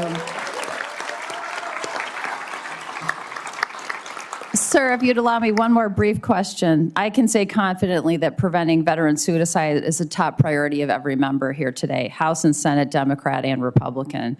We know that access to mental health care is essential.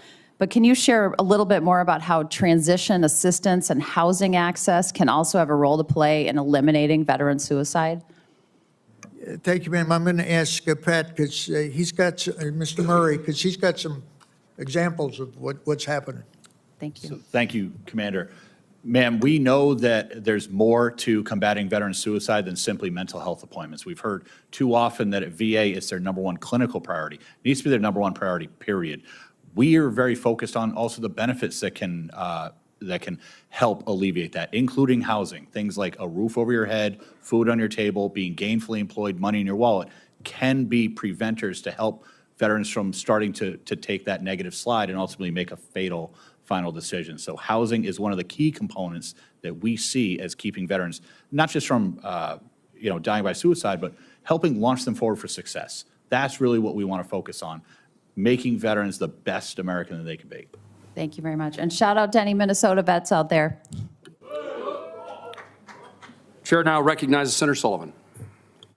Thank you, Mr. Chairman, and commanders, veterans, great to see you.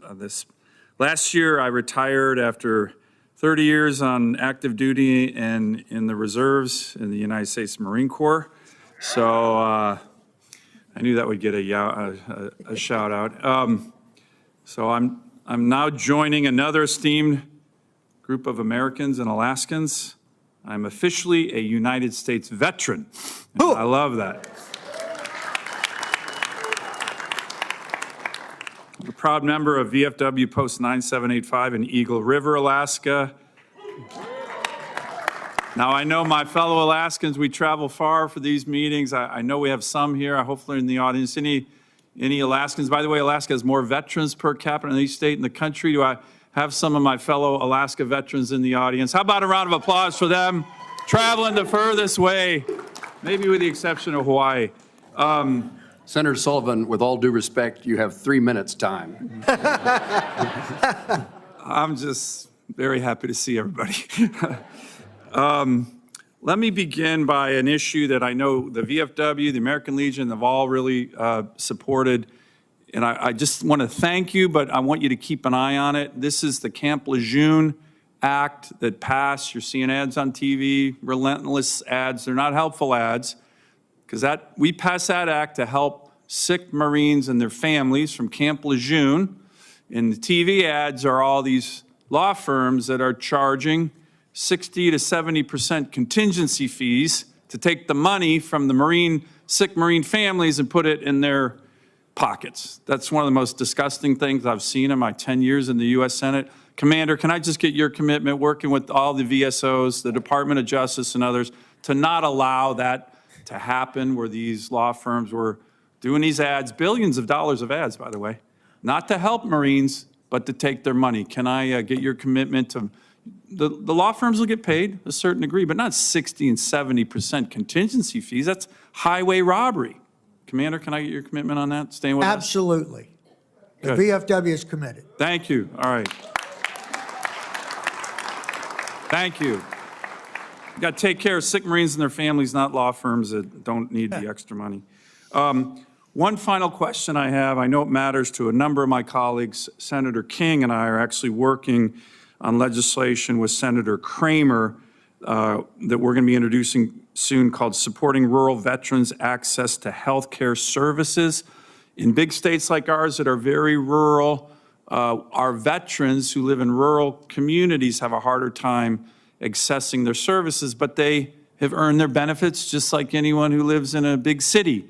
So can we work with the VFW once we introduce it to get your support on this bill that really tries to emphasize making sure every veteran, whether you live in a big city or a small little community in rural Alaska or rural Maine, gets the benefits that they've earned? Can I get your commitment to work with the VFW on this important bill? Absolutely, sir. We will certainly be honored to work with you. Great. Thank you. Thank you very much, Mr. Chairman. Senator Sullivan, thank you, and thank you for your service. Now, Representative Conaway. Thank you. Thank you, Mr. Chairman. As a veteran myself, I want to, hailing from New Jersey, I want to express my gratitude for you, Mr. Lipphardt, for your testimony, for your colleagues here who have offered valuable information to this committee to help our deliberations. As members of Congress, it is our responsibility to ensure that every veteran receives high-quality medical care and mental health services. Now, we heard today you don't leave a comrade in the field, and I fear that across many administrations we've been doing exactly that, and it's shameful and it needs to end. I would add, we don't leave an ally in the field either, and sadly we are seeing that as well. Increased enrollment in VA care, it's important that we prioritize equipping our medical facilities with tools and technology of the 21st century so that veterans can get the care they richly deserve. We've heard about canceled contracts. We've heard about mass firings across various facilities in our country. And as a practical physician myself, I cannot help and worked in hospitals for much of my career. I understand fully well how important it is that a team is there and ready and willing to take care of those who present themselves for care. And we know that many veterans, particularly as they're leaving the service, suffer from PTSD, might have experienced military sexual trauma, anxiety and stress, and other mental health and addictive disorders, just to name a few. What is your thought about the shortfalls that we are seeing in health services for our veterans? Do you agree with me that we are seeing shortfalls, and are there particular things that you'd like to see the VA do in respect to those deficiencies? Thank you very much, sir, and again, for a more detailed answer. I'm kind of a big picture guy. I'm not the detail guy, so I'm going to ask Mr. Murray to. So always travel with one. That's a good idea. Mr. Murray. Thank you, Chief. Sir, we've already heard for many years that VA has been struggling to fill all of its vacancies. There are tens of thousands of open positions that VA cannot fill. What we've seen in the past few weeks is the indiscriminate firing of people, not for performance, but simply because they're in a probationary status. In order to get those services that veterans have earned, it needs to be a fully staffed and fully funded VA. There are examples all across the country. In fact, we're joined here by Mike Slater, who gave us this picture at the Vet Center in Springfield, Massachusetts. Due to abrupt and unplanned staff shortages, we are not able to greet you at this time. If you have a scheduled appointment, your counselor will be out to get you at the time of your appointment. If you were here for any other reason, please call and leave a message. We apologize for this impact on your care. That's reducing services for veterans. Vet centers are critical points of contact for VA. If we want to improve services, we've got to make sure that people are there to actually answer the phones and greet them at the door when they show up for that care.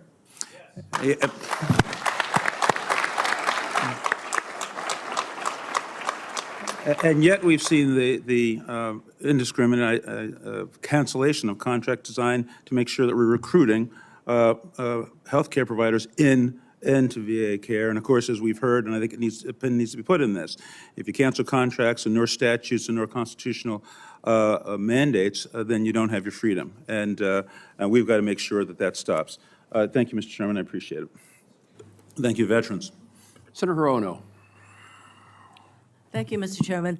I am glad to join my colleagues from both the House and Senate today, and it's good to see all of the veterans out there. I think every state is represented from what I heard in the time that I've been here, but of course I want to acknowledge, I hope the presence of the people from Hawaii. I hope you're still out there. Yay, okay. You deserve to get a shout out. You know, each of us sits on a number of committees. I sit on 5, but one thing about the Veterans Committee is that we each have a commitment to listen to and working with the veterans to be of assistance. So I can't say that about every committee that I sit on, but this is one committee where we are united in wanting to be of service to all of you who have been of service to our country. So we have, through so much of the advocacy that you have presented to us, made some major legislation, most recently, of course, the PACT Act, but we have the Dole Act, we've had the Isaacson-Roe Act, we've had a number of very significant pieces of legislation that have served to help veterans, and that is so much because of your advocacy and your continuing pointing out to us that more needs to be done in terms of, for example, the area of PTSD care, suicide, women veterans. Women veterans, yes, finally acknowledging that women veterans should have care that is very specialized to them. So thank you very much. We are in the midst of thousands of people getting fired. And as mentioned, every group that gets fired because right now they happen to be in probationary status includes a lot of veterans. And so it is not just the VA that fired most recently, 1,400 people who are on probationary status, but you have the DOD, Department of Defense, you have the Department of Justice. Thousands of people are getting fired, not because of any indication of a fraud or waste, but indiscriminate firing. So there is chaos and fear all across the country. At the moment, this is not the way to run a government. This is certainly no way to treat federal workers, of whom many are veterans. And at the same time that 1,400 people from VA were fired, we get a notice that some 300,000 job openings need to be filled at the VA. And in Hawaii, just in the Hawaii, in our system, we have 5,000 vacancies. Now, there are a lot of other departments that have had to deal with a hiring freeze, but because of the hue and cry and the need for the veterans, the hiring freeze was lifted for the VA. But we're talking about hundreds of thousands of vacancies. The word crazy comes to mind. So as we continue to work with you, I just want you all to know that as so many of us have been here to reinforce our commitment to work with you, I will continue to do so, because obviously there is a lot more that needs to be done. And I want to thank the chairs of both the House and Senate committees for this hearing, and each one of you, and Commander, thank you so much for coming here with your team. Aloha. I yield Senator back. Ono, thank you. And I recognize Senator King. Thank you, Mr. Chair. I don't think it's been noted yet that this hearing happens to fall on a very appropriate day. The only day of the year that's a military command, March 4th. And we should be marching forth on the GUARD Act, on the Richard Starr Act, and on protecting our veterans that work for the United States government. Marching forth. Now, I want to, go ahead, Mr. Commander. I was just going to say thank you for your invitation to come back. Yes, sir. Anytime. We remember 1930. Anytime.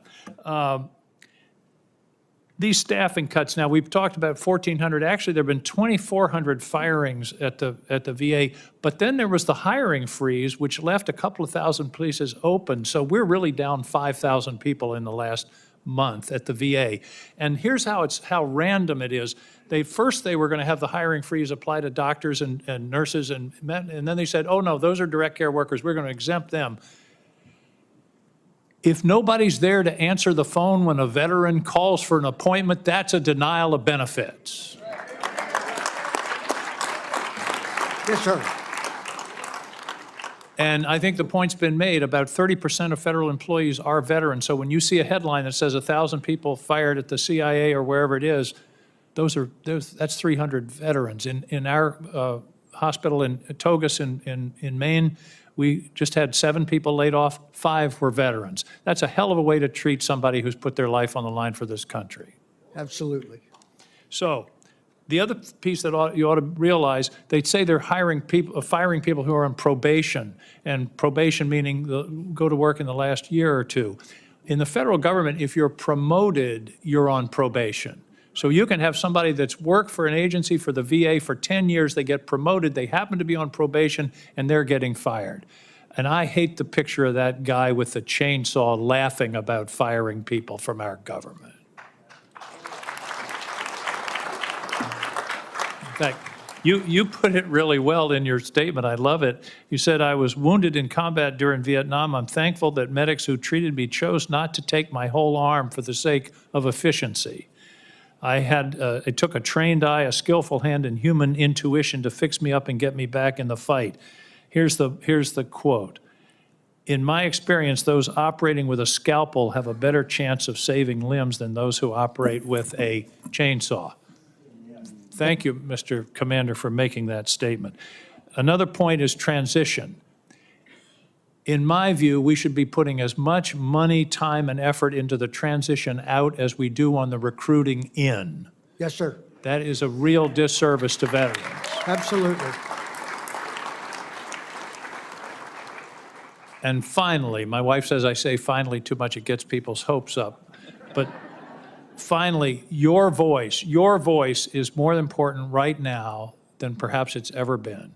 We need to hear from the veterans of America. They need to speak up about what's going on and how we protect those who, as I said, when they signed up for their job, put their lives on the line for this country. So thanks to the VFW. Thanks for your advocacy. Keep at it. We need you. Senator, thank you. Thank you very much. And please know that the Veterans of Foreign Wars has changed the direction. We are moving forward. You are going to hear from us, and you're going to see us a lot more. So thank you. Senator King, thank you. Senator Banks is recognized. Thank you, Mr. Chairman, and thank you to all of you for being here as the only Hoosier on the House or Senate Veterans Affairs Committee. The work that goes on in this committee is so important, but we can't do our job without the help of all of you. So on behalf of all the Hoosiers in the room, it's an honor to represent you, and all of the fellow veterans who are here, thank you for your important work. Commander, I'm new to the Senate. I served in the House for 8 years. I served on the House committee for 6 of those 8 years. I'm rolling up my sleeves, and I'm getting to work on a lot of issues important to veterans and all of you. So real quickly, I'm preparing to reintroduce legislation that I worked on in the House to refund certain veterans their Montgomery GI Bill contributions who later became eligible for the post 9/11 GI Bill. Is that something we can work on together? In a word, sir, absolutely. I'd like to call on Ms. Keenan for some detail. Again, Great. legislation. Very good. Ms. Keenan. Yes, thank you. Thank you for the question. We're happy to work with your office to look at that. And that kind of money back for student veterans can be really beneficial at a critical time where they're going to need that funding. So love the idea and happy to work with your office. Thank you. Very good. Secondly, Commander, I'm also working on legislation to make sure that veterans can always be buried with their spouses, regardless of what kind of burial they choose. Is that something we can work on together as well? Again, sir, thank you very much, and the answer is absolutely. I look forward to that, and I appreciate that very much. Commander, the VA has been cooperating with nonprofit mental health organizations and public-private partnerships to prevent veteran suicides. Since Congress passed the Commander John Scott Hannon Act that you all were such a big part of helping us get over the finish line, and other legislation, what results have we seen from those efforts, and how can we expand them? Thank you very much, sir, and I'm going to ask Pat to respond for the specifics. Thank you, Chief. Senator Banks, we know that some of those community connections, whether it's with mental health or whether it's with transition, that's where the rubber meets the road. That's what we want to see, because they're the folks that are in the community that know these things. VA can do a great job for a lot of these, but they can't do it for everything. We want to really focus, put resources into some of those great organizations in the community that can really affect change. The Commander John Scott Hannon Act provided that. We want to make sure that those connections, those contracts, and that funding stay in place for that critical mission. Very good. My last question, Mr. Commander. The VA has been resistant to new approaches when it comes to leasing and construction. It takes the VA about 5 years to lease a clinic and 10 to 20 years to build a new hospital. Similar to the innovation in mental health, how do you think that the VA should be partnering with local governments and private healthcare systems to develop new medical facilities? Again, sir, thank you very much, and I'm going to, again, ask Pat to respond. Thank you, Commander. Senator, VA construction is behind. If you look at the $130 billion worth of backlog, there's a lot that needs to be done. They need to figure out more dynamic ways to do that, like the private sector does. If you look at other major health systems like Kaiser, they put 3% of their operating budget into their infrastructure. VA is closer to 1%. There are certain things you can do to move the process along so you're not designing, then bidding, then building. There's an integrated way you can do that. It'll hopefully shorten the length of the overall construction contracts. But we need to make sure that VA also has proper staffing at central office for those the project management positions. We often talk about doctors and nurses, but there are people that oversee the building of VA facilities. They need some help there as well. I agree. I look forward to working on that with you and all those other issues. Thank you again for being here. God bless. I yield back. Senator Banks, thank you. Senator Gallegos. Thank you. And Senator Banks, I would join you because I'm one of those veterans actually that got paid into the GI but never used the modern GI Bill. So you got a co-sponsor there. Thank you again for Veterans of Foreign War for being here. There you go. Look at that. Things get done. Hey, no problem solved. I'm glad my dues are going to something like this. I'm a member of Chapter 720 in Scottsdale, so thank you again for everything you do. Honestly, I am concerned. Like the guys I serve with are relatively young. You know, we were in Iraq in 2005. They're in their early 40s. Many of them committed their lives to service. They left the war and then came back, and they were working for different parts with this DOD, VA, and other parts of the government, and they're scared. They feel like they're being disrespected. They passed up good lucrative careers in the private sector because they wanted to have a mission-oriented job that was still in service to the country.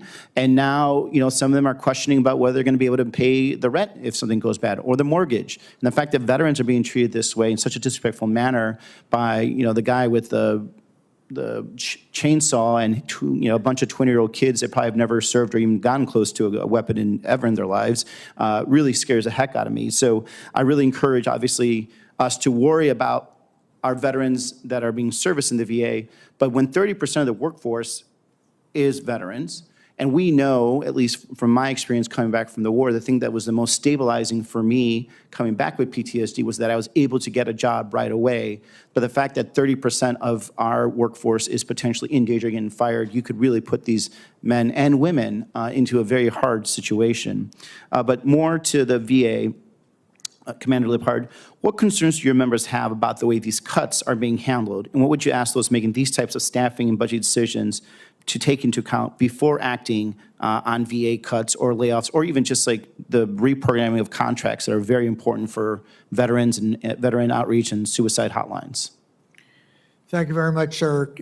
I'm going to ask a member of the panel here who I believe shared the same dirt that you did while you were deployed, and that's Mr. Murray.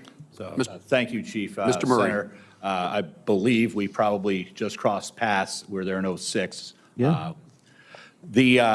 You have our commitment to make sure that these cuts, these firings are stopped. We often care about veteran unemployment. If we don't care about veterans not having jobs, then what are the veterans of foreign wars doing here? That's something that we have to make sure stays in place, because while every position may not be deemed essential, per government shutdown rules, they're very important positions, as we highlighted, just people who answer the phone. We need to make sure that these veterans are gainfully employed, and the ones who are high performers are not let go indiscriminately. Okay. Thank you. Thank you, Senator. Senator Cassidy. Hey, thank you. Thank you all for being here. Happy Mardi Gras for my people from Louisiana, and for everybody who wishes you were from Louisiana, if only on Mardi Gras Day.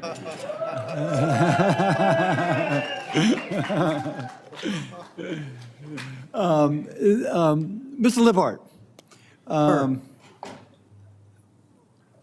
in your testimony, you talked about how investing in technology can help with the backlog for veteran benefit applications.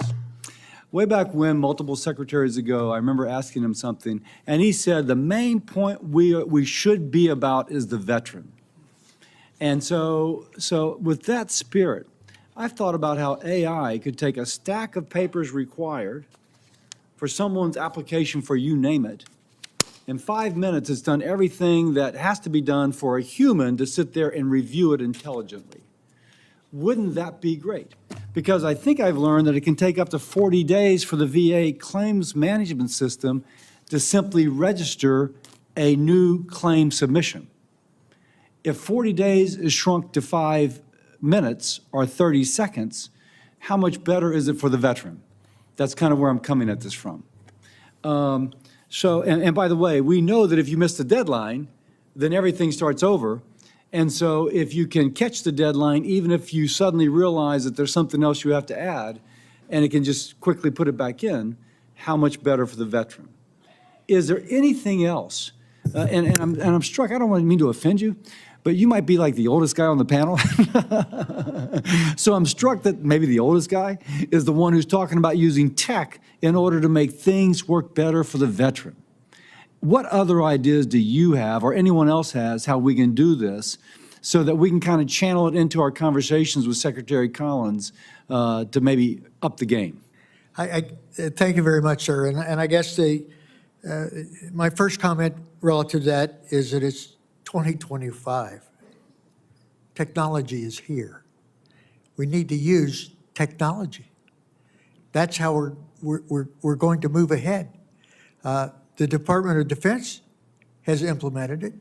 It's about time that the Veterans Administration adds it. I'd like for Pat to be a little more specific. Mr. Murray.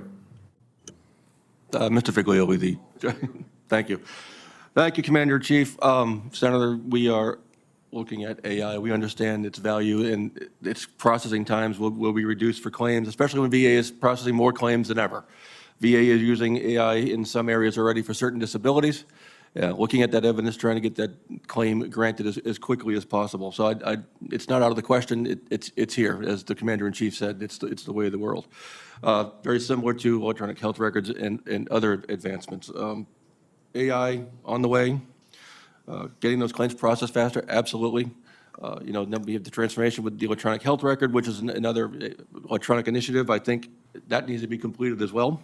But again, if we don't look forward, we end up looking backwards. And we need to keep pushing VA forward to invest in IT infrastructure, make sure the programs are up to date, people are trained on them, and those programs are fully funded. So so I'm a physician as well. So you discussing, I'm over, but I'll quickly finish up. You also bring in the electronic health records. Part of the problem in some of the, is this related to service activity or not, is there's so much noise and you got to get the signal. And I think what you're saying is that if we use AI and we couple it with our massive amount of electronic health record data, we could pick out the signal of that which is, my gosh, this is service related after all. We were never able to detect it before, and that's one more way we can serve the veteran. I would agree with that, but, and we also, at the same time, fully run and AI may not be exactly it. People still make mistakes, machines make mistakes. We're good with AI. I think it has its place, but it also needs to be subject to human review. Human has to be in the loop. Totally with you on that. Yes, sir. Thank you all for your service. Once more, happy Mardi Gras.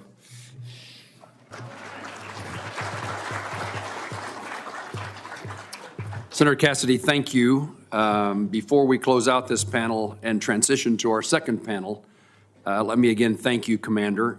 I often give our witnesses the chance to provide any additional momentary thoughts, things that you wanted to correct, if you made any errors, or anything you'd like to make certain that you reiterate. Commander? Thank you very much, sir. I would like to just, again, comment about the contract. Contracts are contracts. There's an obligation there. I wish we could go back to shaking hands, because my word is my bond. It's the only thing that belongs to you. It's the only thing that belongs to me. Our word must be honored, and that's all we're asking. As the Senator Ossoff introduced, my life's mantra is believe in what you do what you believe in. And I know that's what this committee does. I know that you are dedicated. But again, where are we frustrated here as veterans? Effort's appreciated, but we got to get across the goal line. I'm an Army guy. I remember the Army-Navy game from a couple years ago. Navy had the ball on the goal line. It was like 6 inches away. And a touchdown, it would have changed the game. But they made a good effort, but they didn't get it across the goal line. And so Army celebrated. We celebrated. So I'm so honored to have been here. I object. I'm so honored that we have so many of our members as well as others here in the room. It just, I think, is a testimony to the passion that we feel and the change that we are making to better help serve you. Commander, we Serve also us. feel that. We thank you and your members and your leadership team for being with us today. I smiled when you said what you said, because occasionally I'm complimented for my efforts. And my standard response is, someday I'd like to be complimented for my results. There you go. And we are about results. Absolutely.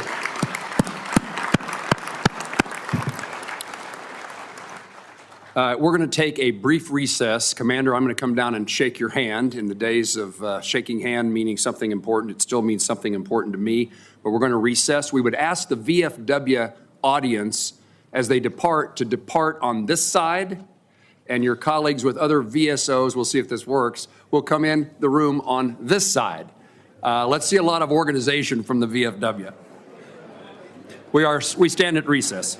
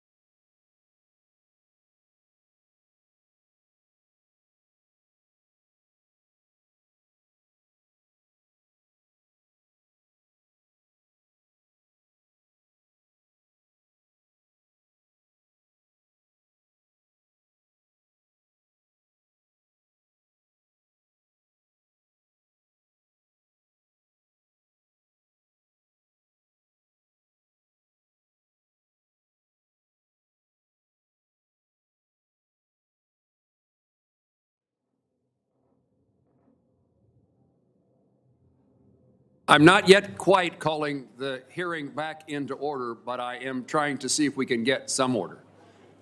Give us just a moment and we'll be back in session.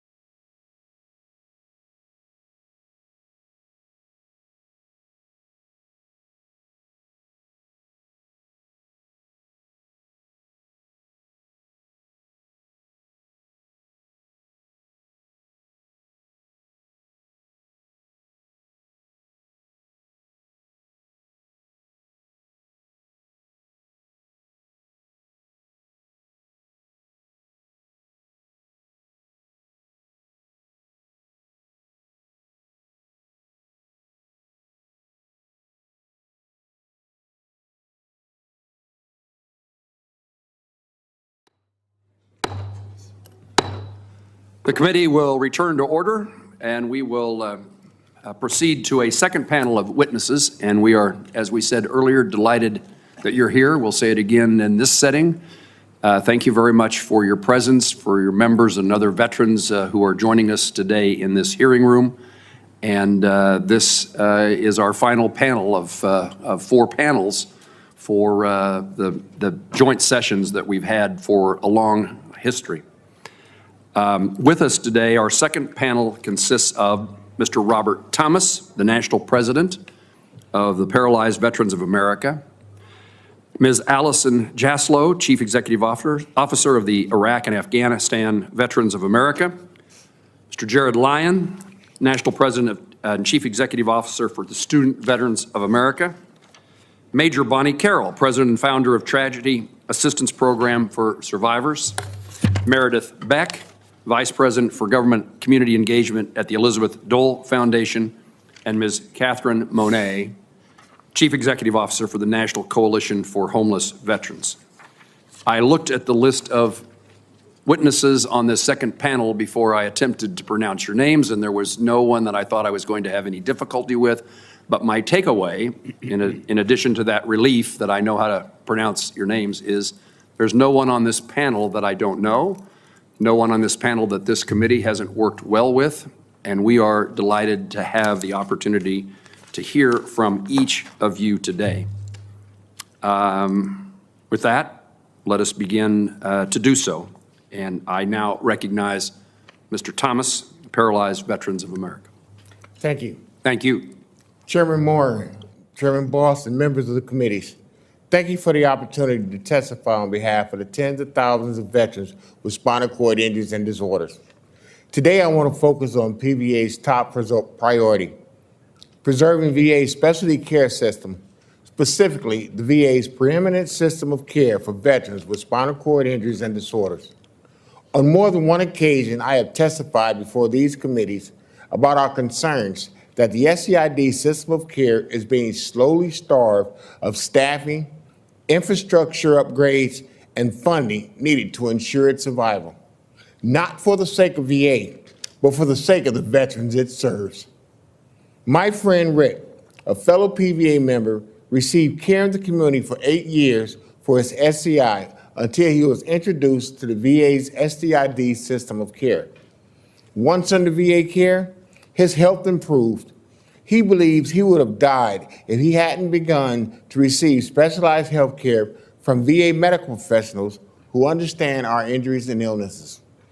Despite best intentions, community health care providers aren't as well equipped to meet our complex needs. That's why so many veterans like myself choose care provided by the VA. The entire model was designed with us in mind. That's why thousands of PVA members and their families and supporters have signed a petition opposing any effort to dismantle the VA's SCID system of care and the life-saving services it provides. We choose VA. Unfortunately, this system is facing challenges of epic proportions, and the consequences, if not addressed now, will prove devastating for veterans with specialized healthcare needs.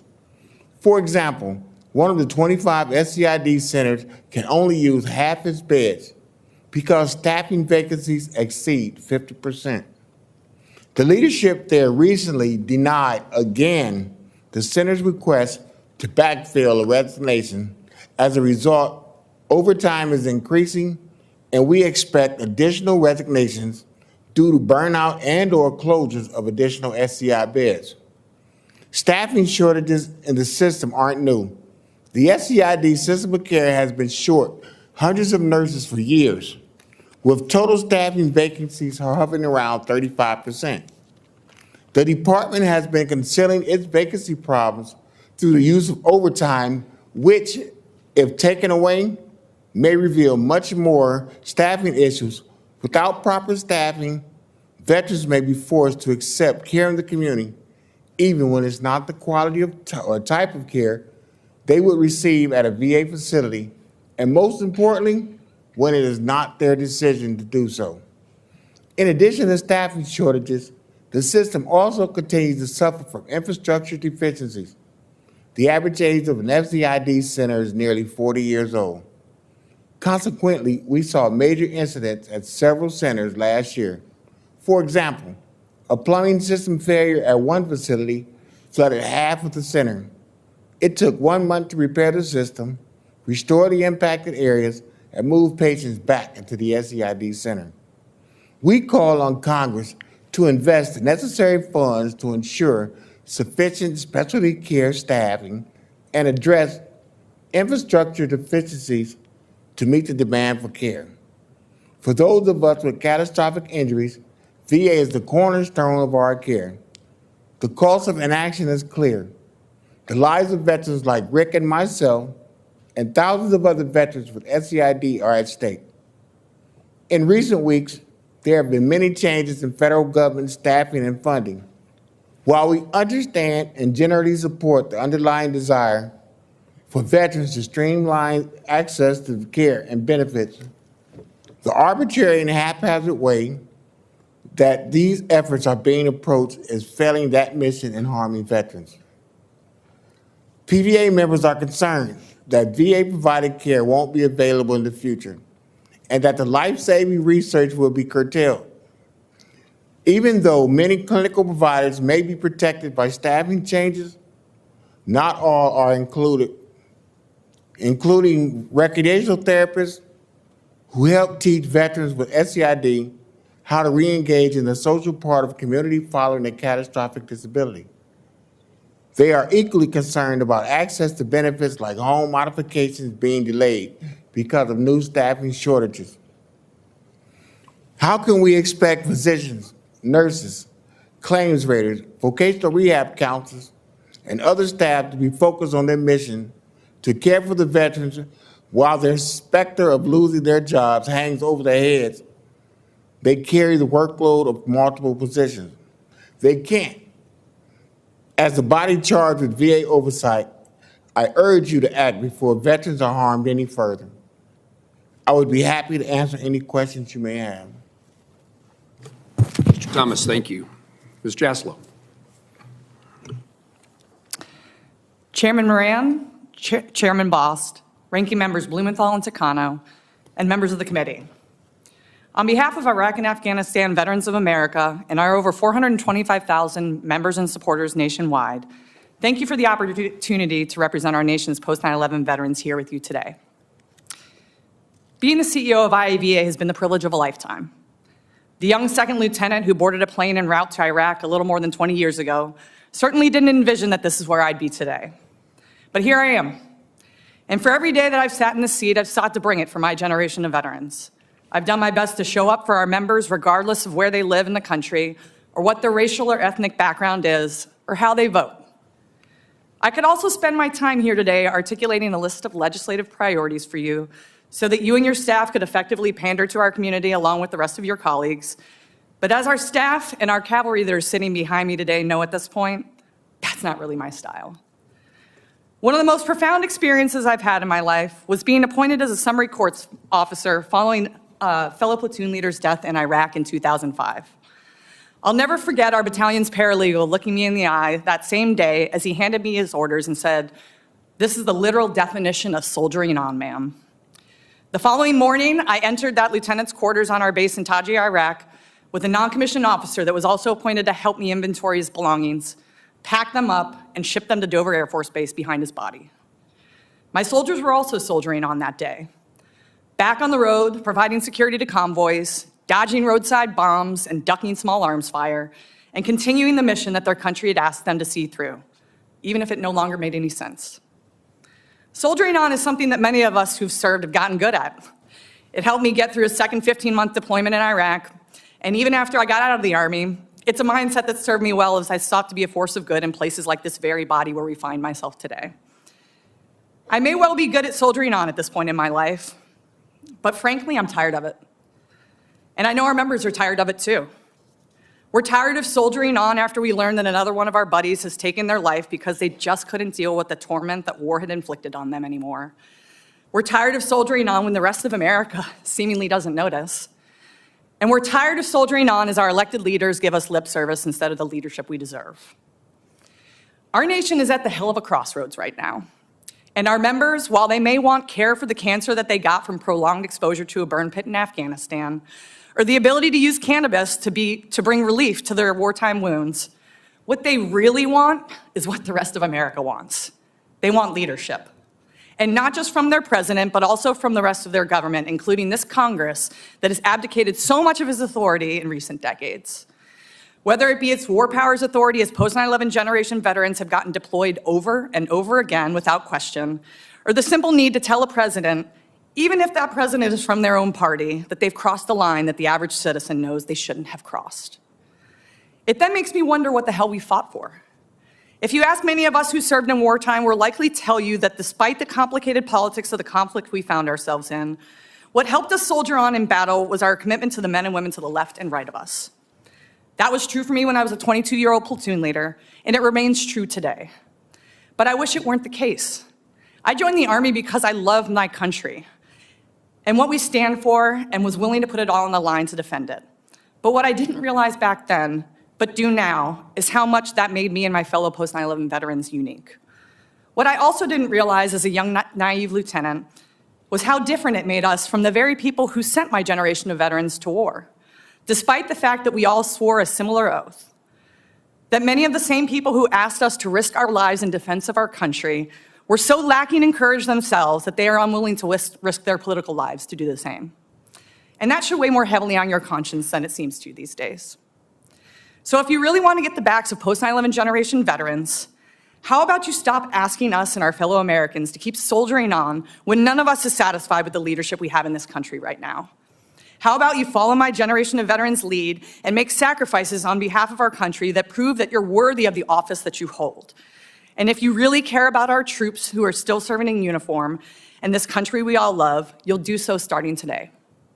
Later this evening, the eyes of the entire country will be focused on this building and watching to see who is and who isn't meeting the moment tonight.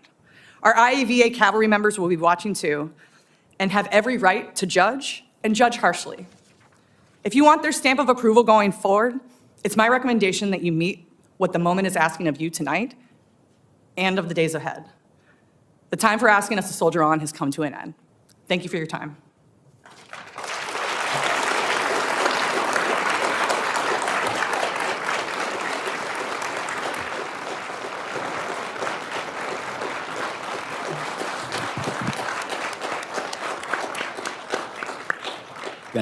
Thank you, Ms. Jaslow. I assume that is directed to members of this committee and the United States Congress. Yes, sir. Thank you. All 535. We need you to be specific, forceful, and direct, as you've been, and to name names. Mr. Lyons, you're recognized for 5 minutes. Chairman Moran and Bost, ranking members Blumenthal and Takano, as well as members of this committee. Thank you for inviting Student Veterans of America to share our legislative priorities this year. I'm honored to represent the 840,000 students using their GI Bill and our over 1,600 chapters worldwide, building stronger communities for student veterans, military-connected students, their families, caregivers, and survivors. Research shows that belonging is essential to student success, be that in a traditional college environment, online learning, or vocational training.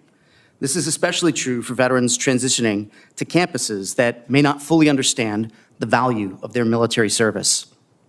SVA chapters foster that sense of community, offering mentorship, peer support, and clear pathways to academic and career achievement.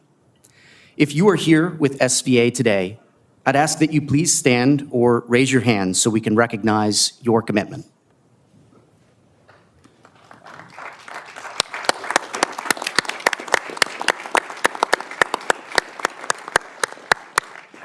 Thank you. Our mission is to empower veterans to succeed to, through, and beyond higher education. That goes beyond earning degrees and certificates. It's about strengthening our workforce, fueling innovation, reinforcing our economy, and elevating civic life.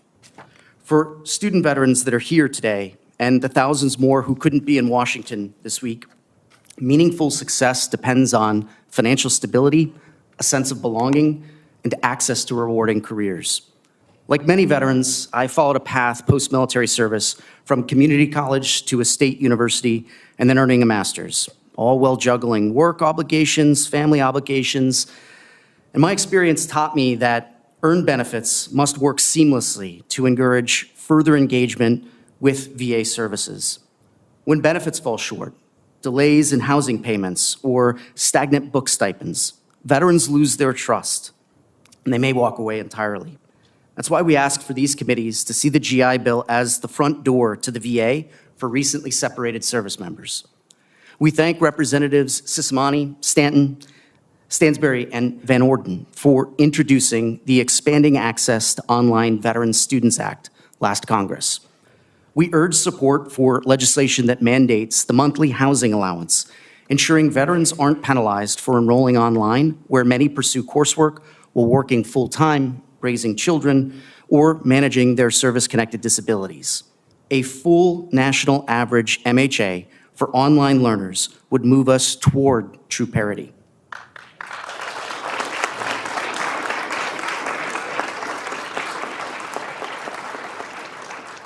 We also request an increase in the annual book stipend, which hasn't been updated since 2009. Many veterans in science, technology, engineering, mathematics, or law programs see material costs that easily surpass $1,000 per semester. We appreciate those in Congress who've already championed raising this to a more realistic level. Nearly 75% of student veterans are working while they're attending school, often in jobs that are unrelated to their degrees. Modernizing VA work study to include career-relevant placements such as cybersecurity, accounting, engineering, or healthcare would open doors for veterans balancing academics and employment. We applaud the bipartisan efforts to reintroduce legislation that supports this goal. These women and men bring discipline, life experience, and leadership to the classroom and their campuses. They often outpace civilian student peers in GPA and graduation rates, and they graduate into fields where American employers urgently need talent. By investing in them, Congress boosts our economy, our campuses, and our communities. Working with Congress, the VA, DOD, Department of Education, and Department of Labor helps SVA power scholarships, leadership training, research, and professional development for thousands of veterans annually. When universities partner with SVA chapters through veteran centers, collaborative programs, and flexible policies, they create a culture where student veterans thrive, benefiting the entire institution. Our full written testimony goes further into areas like bridging childcare gaps for student veterans, ensuring parity for National Guard and Reserve benefits, and expanding accountability in higher education. We encourage you to review it for a more complete picture of our policy recommendations. At SVA, we believe ensuring veterans receive earned education benefits transcends politics. This is about fulfilling America's promise to those who serve, and we know that promise yields tremendous returns for veterans, schools, employers, and communities alike. Thank you, Chairman Moran and Bost, Ranking Members Blumenthal and Takano, and members of these committees for your leadership. Your work reinforces that this nation truly values service and the interests of those who wear your uniforms. I welcome your questions. Thank you. Thank you, Mr. Lyon.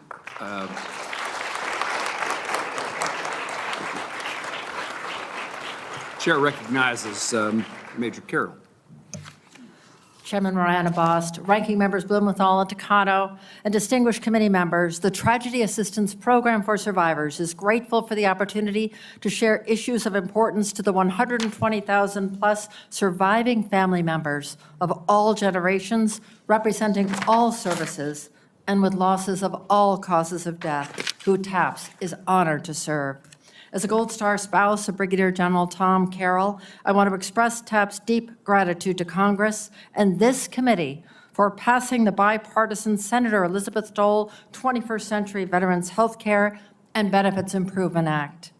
This important law included multiple long-term priorities for surviving families, many of whom were caregivers first, such as expanding eligibility for the Fry Scholarship and provisions within the Love Lives On Act. A top legislative priority for TAPS is ensuring surviving spouses are allowed to remarry and retain benefits at any age, not wait until age 55. Today's surviving spouses are often widowed in their 20s and 30s, yet the law forces them to wait decades, sometimes half a lifetime, to remarry without losing their earned benefits. Grief does not expire, and love after loss should not come at the cost of financial stability. TAPS urges Congress to end this unjust penalty and honor the sacrifice of our nation's young widows with fairness and dignity. TAPS is proud to work with Chairman Moran, Senator Warnock, and 22 original Senate co-sponsors, along with Representatives Hudson, Neguse, Van Orden, Morrison, Luttrell, and Khanna, on the Love Lives On Act, and we urge swift passage of this legislation. TAPS has advocated for many years to strengthen dependency and indemnity compensation. Stringent limitations on DIC payments have widespread negative impacts on finances, housing, employment, transportation, food security, and the medical and mental health care for surviving families. Raising DIC from 43 to 55% of the compensation paid to 100% a permanent disabled veteran will increase DIC by an average of $454 a month and provide long overdue parity with other federal survivor benefits. TAP strongly supports the Caring for Survivors Act and thanks Senator Blumenthal and Bozeman and Representatives Hayes and Fitzpatrick for reintroducing this important legislation. TAPS is also working to expand CHAMP VA coverage for eligible surviving children up to age 26 to align with private insurance plans. Surviving families who have lost loved ones as a result of military service should be provided the same access to affordable health care and mental health services as their civilian counterparts. TAPS strongly supports the CHAMP VA Children's Care Protection Act and appreciates Ranking Member Blumenthal and Congresswoman Brownlee for their leadership on this issue. As a leading voice for the families of those who have died as a result of illnesses connected to toxic exposures, TAPS was instrumental in the passage of the historic PACT Act. Though a tremendous victory, the work does not stop. Of the survivors seeking our care in 2024, 37%, or more than 3,200, were grieving the death of a military loved one due to illnesses. TAPS is working with Congress to ensure PACT Act implementation and funding and to expand presumptive conditions. We fully support the Aviation Cancers Examination Study Act and the Ensuring Justice for Camp Lejeune Victims Act and creating a presumption of service connection for all conditions from K-2 deployments. Ensuring timely, comprehensive health care and mental health support for our nation's benefits, their families, caregivers, and survivors is not just a priority. It's a moral imperative that will uphold the sacred promise we make to those who serve and sacrifice. We thank Chairman Moran and Boss for introducing the Veterans Assuring Critical Care expansions to support Service Members Act of 2025, which will improve health care and mental health outcomes. Military service exposes individuals to unique stressors and potential traumas. The presumption of service connection for veteran suicides would acknowledge that mental health challenges veterans face are often a direct consequence of their service. TAP strongly supports the introduction of the Service-Connected Suicide Compensation Act.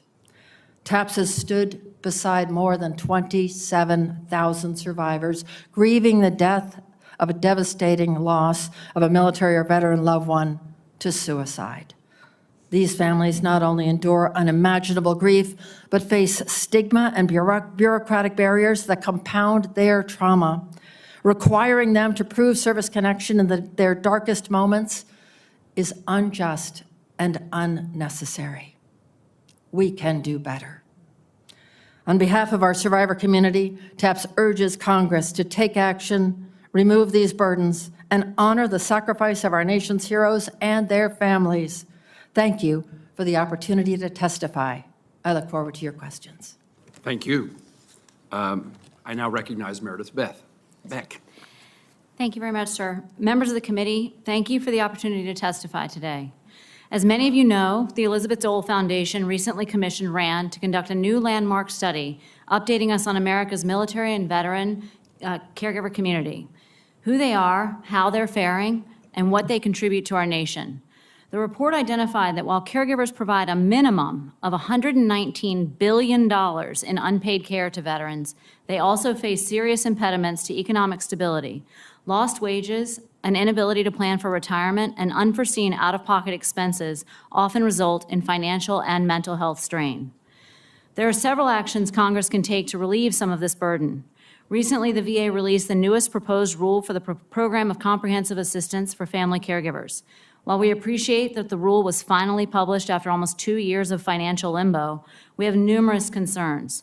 The rule is still far too complicated and would be incredibly difficult to implement in a standardized and transparent manner. Additionally, we are concerned that those with significant mental health and cognitive disabilities would be excluded. EDF asked Congress to exercise its oversight authority to minimize further turmoil and ensure that those whom Congress intended to support are included. EDF also asked that Congress grandfather the legacy cohort of PCAFC participants, those post-9/11 caregivers who were admitted to the program prior to September 30th of 2020. These caregivers have repeatedly been found eligible and endured multiple pauses, regulation and leadership changes, lack of previous program standardization, and questionable assessments. Grandfathering this relatively small population would allow the VA to focus on its mission of supporting all generations of caregivers by ending this years-long struggle. In addition to PCAFC, the VA has many programs that benefit both veterans and caregivers. The Veteran-Directed Program has incredibly high satisfaction rates and notably costs less than other VA clinical support services. In theory, veterans can use the program to hire individuals familiar to them to provide care, pay for transportation to appointments, hire skilled care when needed, and all without paying the overhead costs of an agency. Unfortunately, gaining access to these programs is often incredibly difficult. In many instances, the veteran is subject to a case mix tool, ensuring that they are not receiving redundant services. While this makes sense generally, the current system does not allow complementary programs for those who need them most. Sean Lopez, a Maryland Dole Caregiver Fellow, cares for his 100% service-disabled father. In addition to other diagnoses, Sean's dad battles stage 4 cancer, suffers from progressive dementia, and requires constant supervision for safety. If Sean were not providing around-the-clock care, his father would require very costly institutional care for which the VA would be responsible. Because Sean is enrolled in PCAFC, the case mix tool was employed to determine his dad's eligibility for additional support.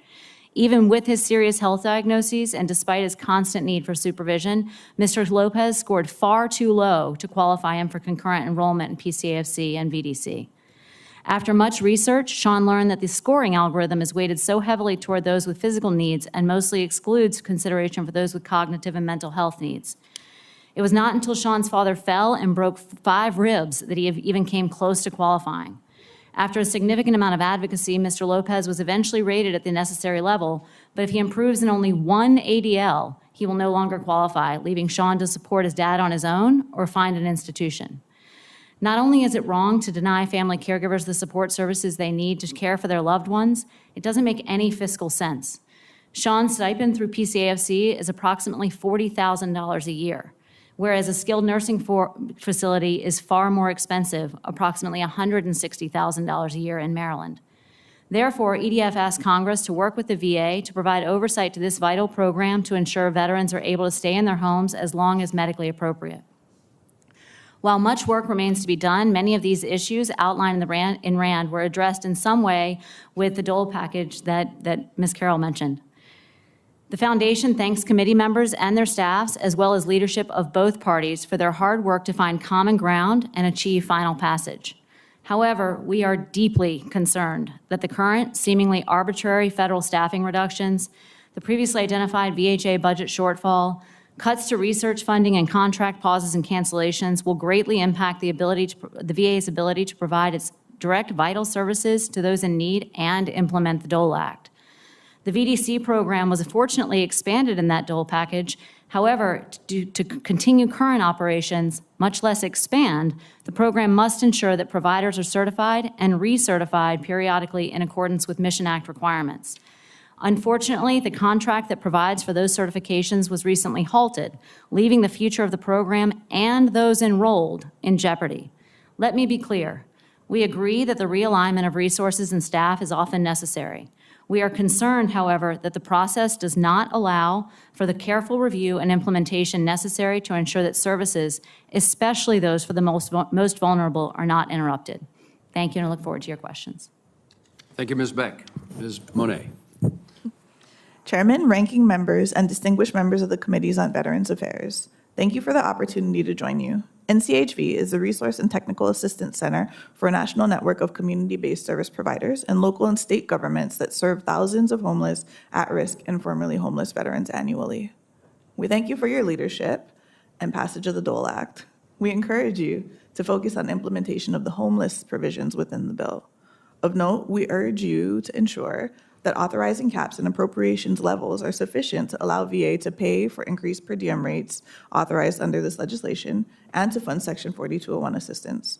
Our written testimony includes appropriations recommendations for other critical programs. Veteran homelessness dropped to the lowest level ever recorded last year, 32,882 veterans on any given night.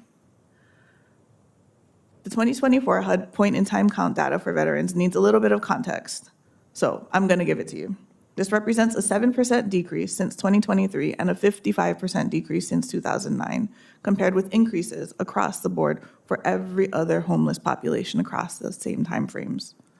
While the PIT is not a perfect measure of homelessness, it's the best national measure we have for comparison's sake. We are and we have been reducing veteran homelessness consistently in the last 7 of 10 years counted. This is no mistake, as VA staff and partners across the country have dedicated time and talent towards this mission and have had the discipline to research, iterate, and implement evidence-based and other promising practices along the way. In spite of these efforts, we know that we can do more to ensure that our crisis response, homelessness prevention, affordable housing, and supportive service programs can be what veterans need, and we look forward to doing that with all of you here. Congress plays a major role in this, and my written testimony presents NCHV's priorities for your consideration. Before I dive into them, I would be remiss if I did not mention the vast uncertainty that has been created as our federal partners have moved quickly to make changes across the government.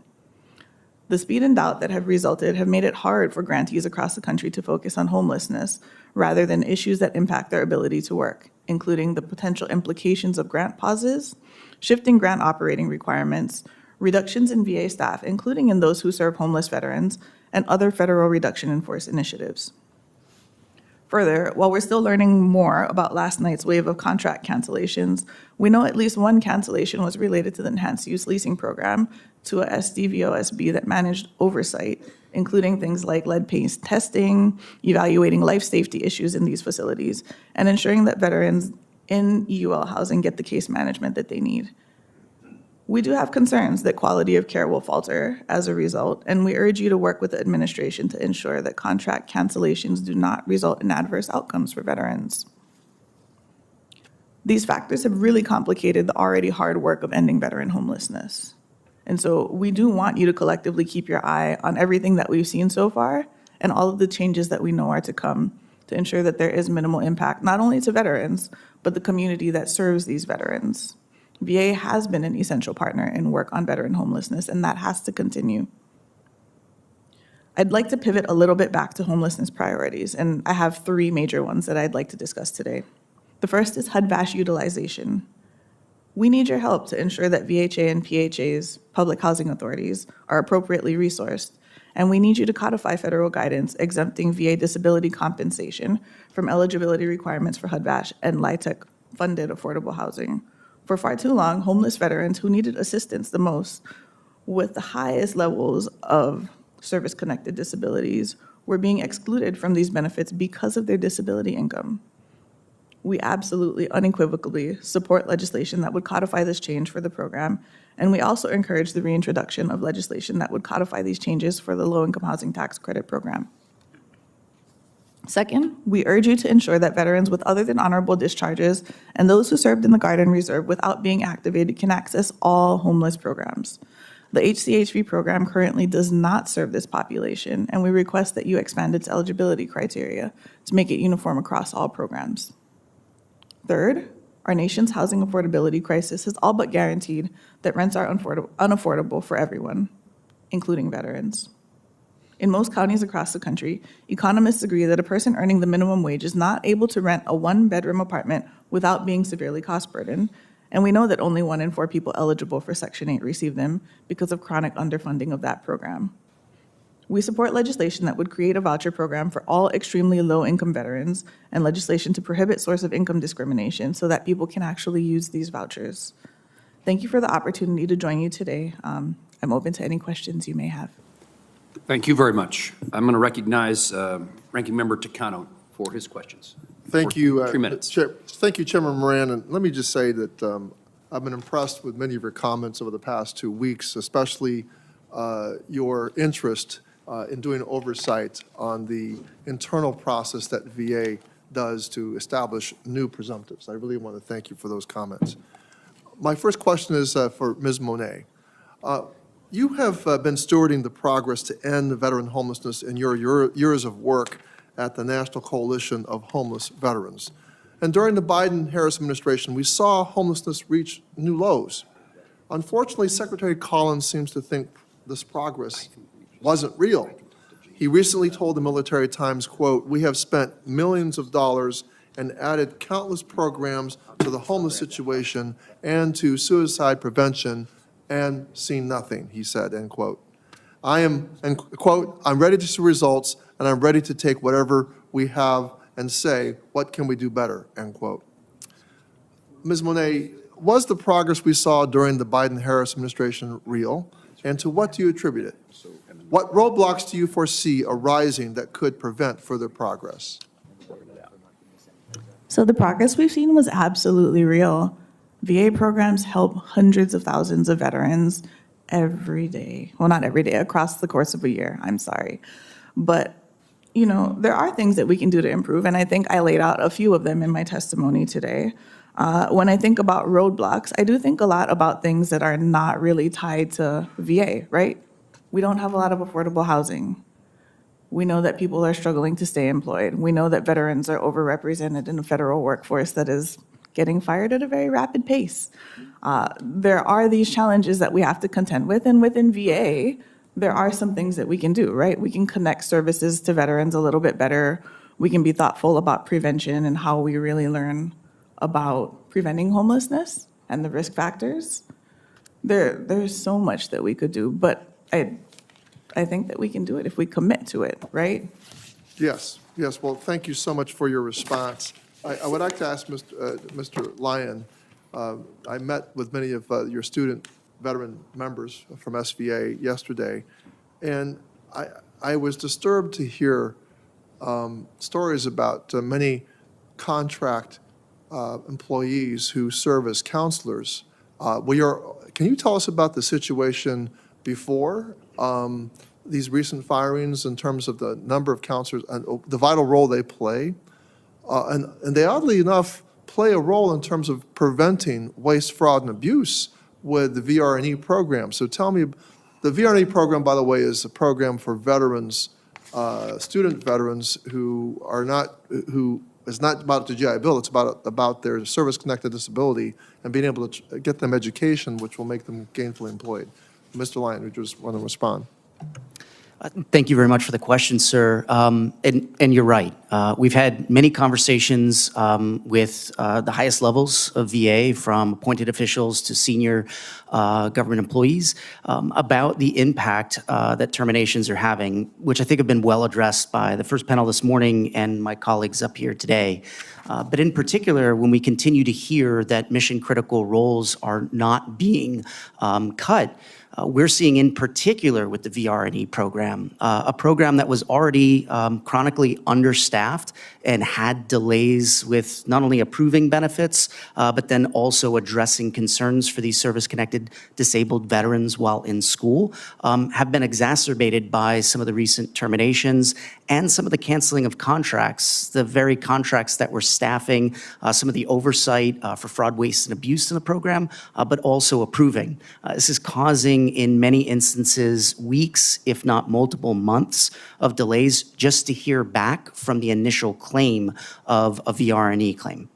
Well, that's meant delays, really incredible delays, and sometimes students not being able to get their courses, hardships on families, student veterans' families. I yield back, Mr. Chairman. Thank you, Representative Takano. Representative Ramirez.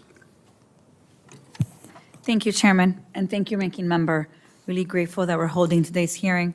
I want to start by acknowledging and thanking the veteran service organizations that are joining us today for all of the tremendous work you do every single day on behalf of our veterans.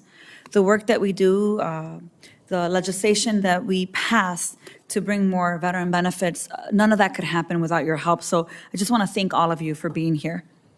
And each time we come together, I think it's important for us to rehearse our why. Or at least for me, I believe it's my responsibility to ensure that every veteran has full access to the full spectrum of benefits that they've earned, frankly, that they deserve.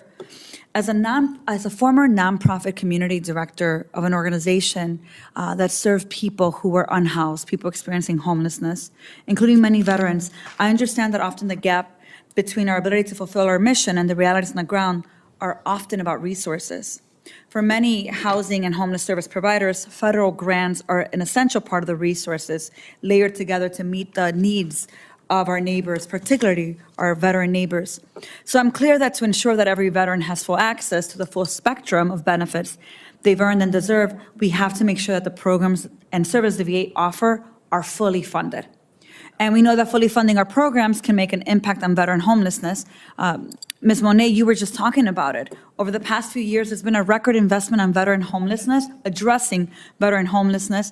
And as a result, in the national point-in-time count data that I've participated in the past as an executive director of a shelter, not only have we made progress in reducing veteran homelessness, but veterans are the only population across the country that has seen a decline in rates of homelessness, according to this count.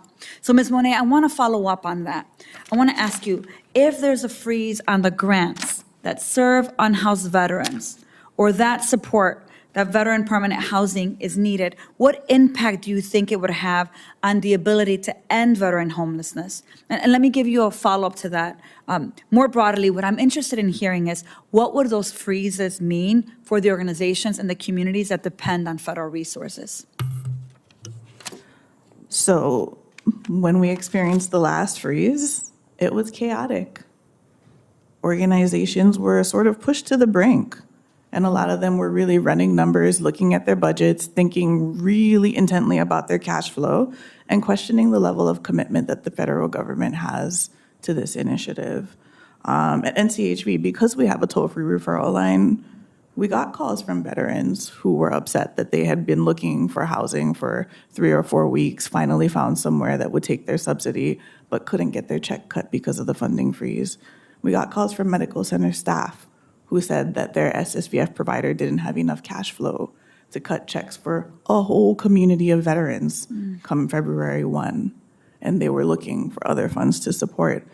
And, there were a lot of instances where our members were facing this uncertainty and trying to figure out, how do we work through this? What does this pause actually mean? What activities will be acceptable or not acceptable? And really thinking intently about that versus serving the veterans in front of them. And that's not what we want them to be doing. Thank you, Ms. Monet. I know my time's up, so I just think in summary what you're saying is freezing funds means our veterans are at risk of homelessness. It's chaos, and it means it takes us back when in fact we should be doing more for our veterans. Thank you. I yield back, Chairman. Thank you, Representative.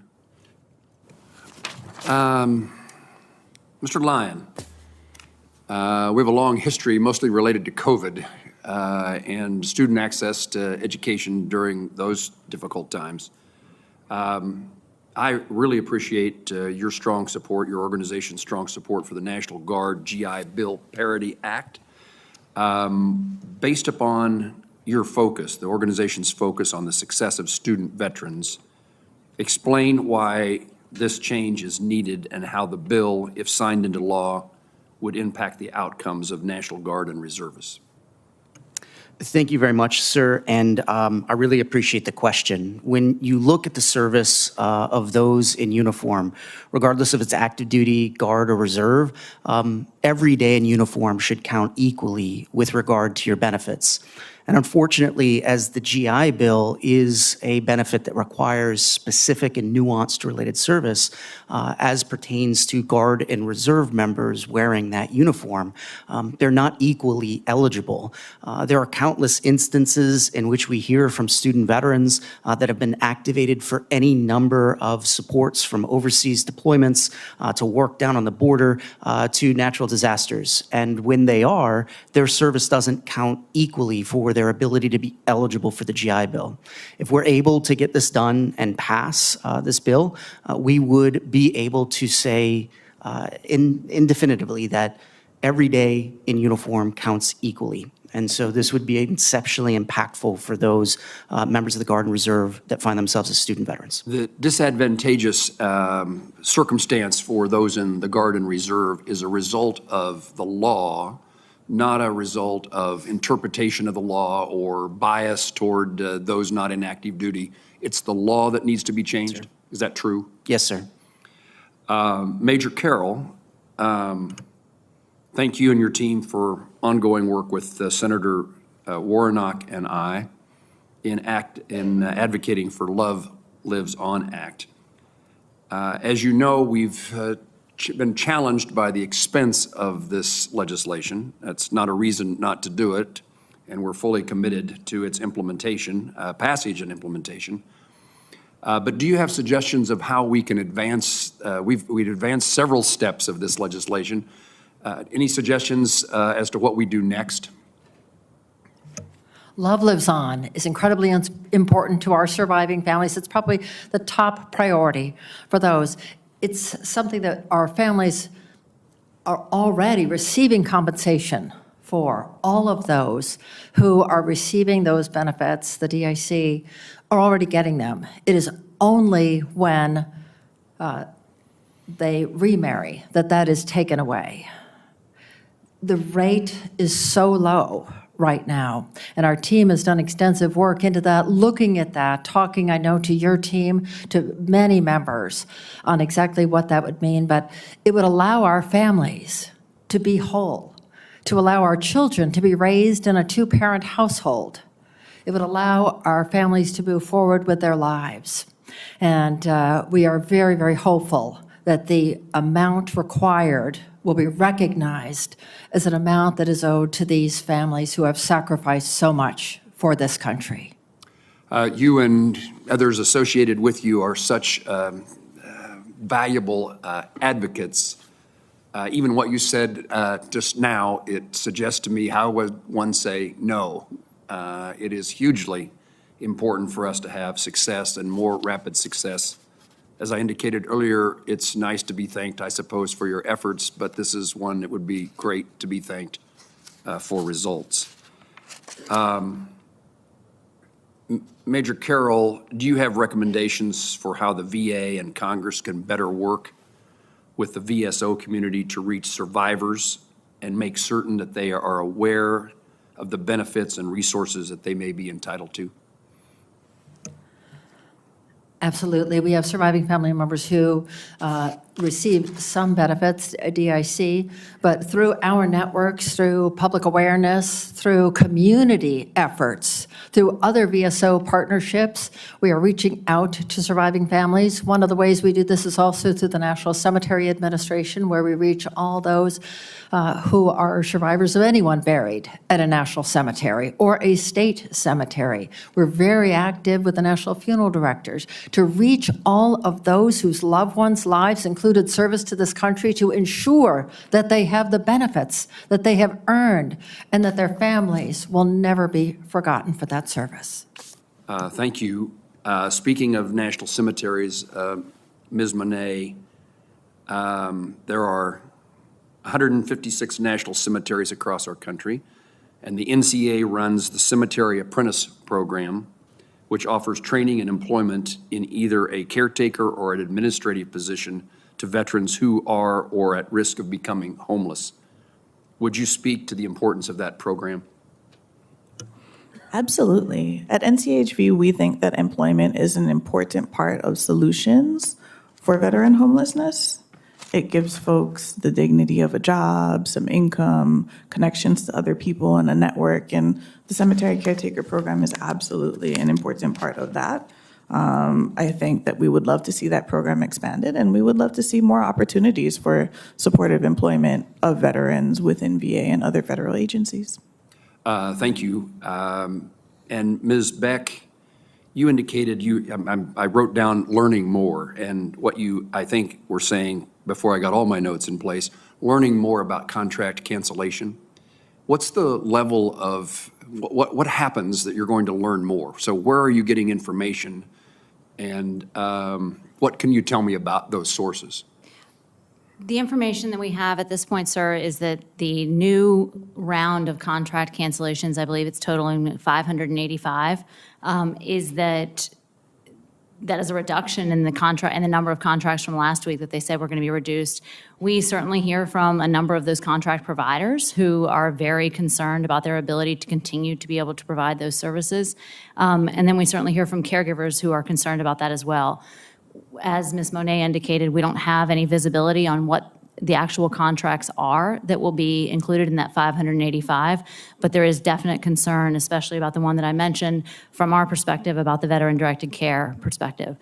The other piece of it that is of concern that we hear about quite a bit is from the research perspective, not just the funding cuts to the research, but also the staffing freezes and how that impacts the ability to execute active contracts and research initiatives that are ongoing, that we are hearing from those at NAVREF, the National Association that represents the nonprofit community that supports the research done within the VA. And those would be programs and services and clinical trials that are incredibly important for PACT Act implementation and otherwise. Have you had any success in outreach to the VA? Either you're asking them or they're telling you what's transpiring? No, sir, we have not. Let me ask both Ms. Jaslow and Mr. Thomas, I don't want you to feel left out of my questioning. Anything that you would add to the knowledge base as to what's happening in regard to contract cancellation or pause?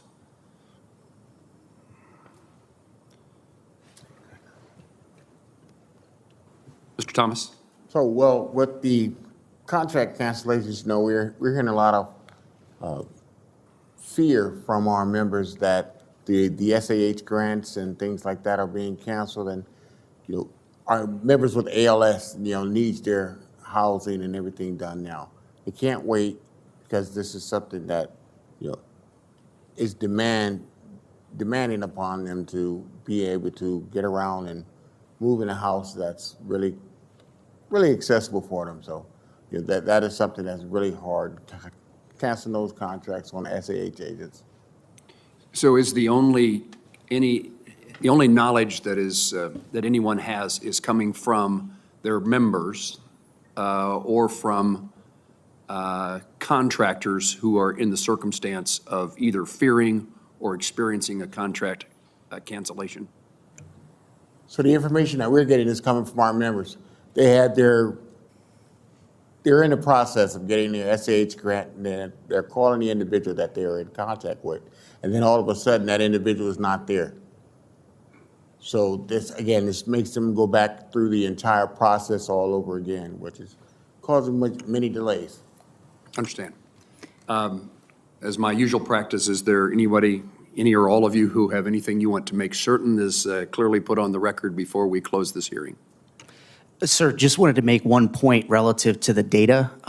In particular, VA's enrollment manager, we're reporting issues, particularly those individuals in Chapter 35 that did not receive their February payments. In addition, we've gotten reports specifically from Alabama, California, North Dakota that also have payment issues. So we're both getting it from specific members, but also the school certifying officials within the system. They can show on their end that the enrollment manager demonstrates that the payments have been processed, but then they cannot see the distribution. And then we're also getting the input from the actual veterans.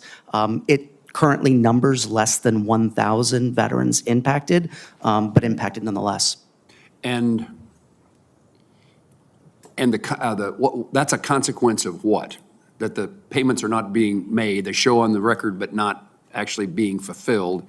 And what has transpired that causes that to happen? The school certifying officials are reporting staffing challenges. At the VA? Yes, sir. Okay.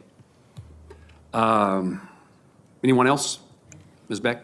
Yes, sir. I was just going to say that, for example, again, with that veteran-directed contract, which is of great concern to us, many of us advocated for the passage of the Dole Act and the Elizabeth Dole Act, Home Care Act itself, based off of that and other home-based services, that in that particular example, the contractor was on the previous list to be terminated and also has a stop work order in place as the only contractor who does that certifying work to bring on new contractors for expansion. And so I think that is where we were seeing the information that was coming from, is having that stop work order in place. And that's still true? Until we get clarity on this new 500 on the new list, it is in place as of this moment. Yes, sir. Thank you. Mr. Haslow. Sir, I just would be remiss if I didn't take the opportunity to thank you for your leadership on the PACT Act specifically. That continues to be an important law to our entire community. You're looking at somebody who slept next to Camp Trash Can for 15 months on my second deployment. And we all know that it almost didn't get across the finish line. So I just want to make sure that I thank you on behalf of our members for your leadership on that important law that will be an important law not just today, but for many, many years as we all age and understand the consequences of our toxic exposure. So thank you. Thank all of you for your efforts in regard to convincing members of the Senate and the House that the PACT Act was something of value and important to pass. I think that concludes the hearing. Trying to think, I don't want to leave anything out. It does. I know what I was going to say. I knew there was something there. Ms. Beck, you get to, you don't have to advocate for the Elizabeth Dole Act because everybody else advocates for it for you. Mm-hmm. It seems just consistent, constant. It's a benefit of being in a very supportive community, sir. It's demonstrated again this morning. The record will remain, again, let me thank you all for your advocacy. The record will remain open. If we ask additional questions, please respond quickly. And with that, the hearing is adjourned. Thank you.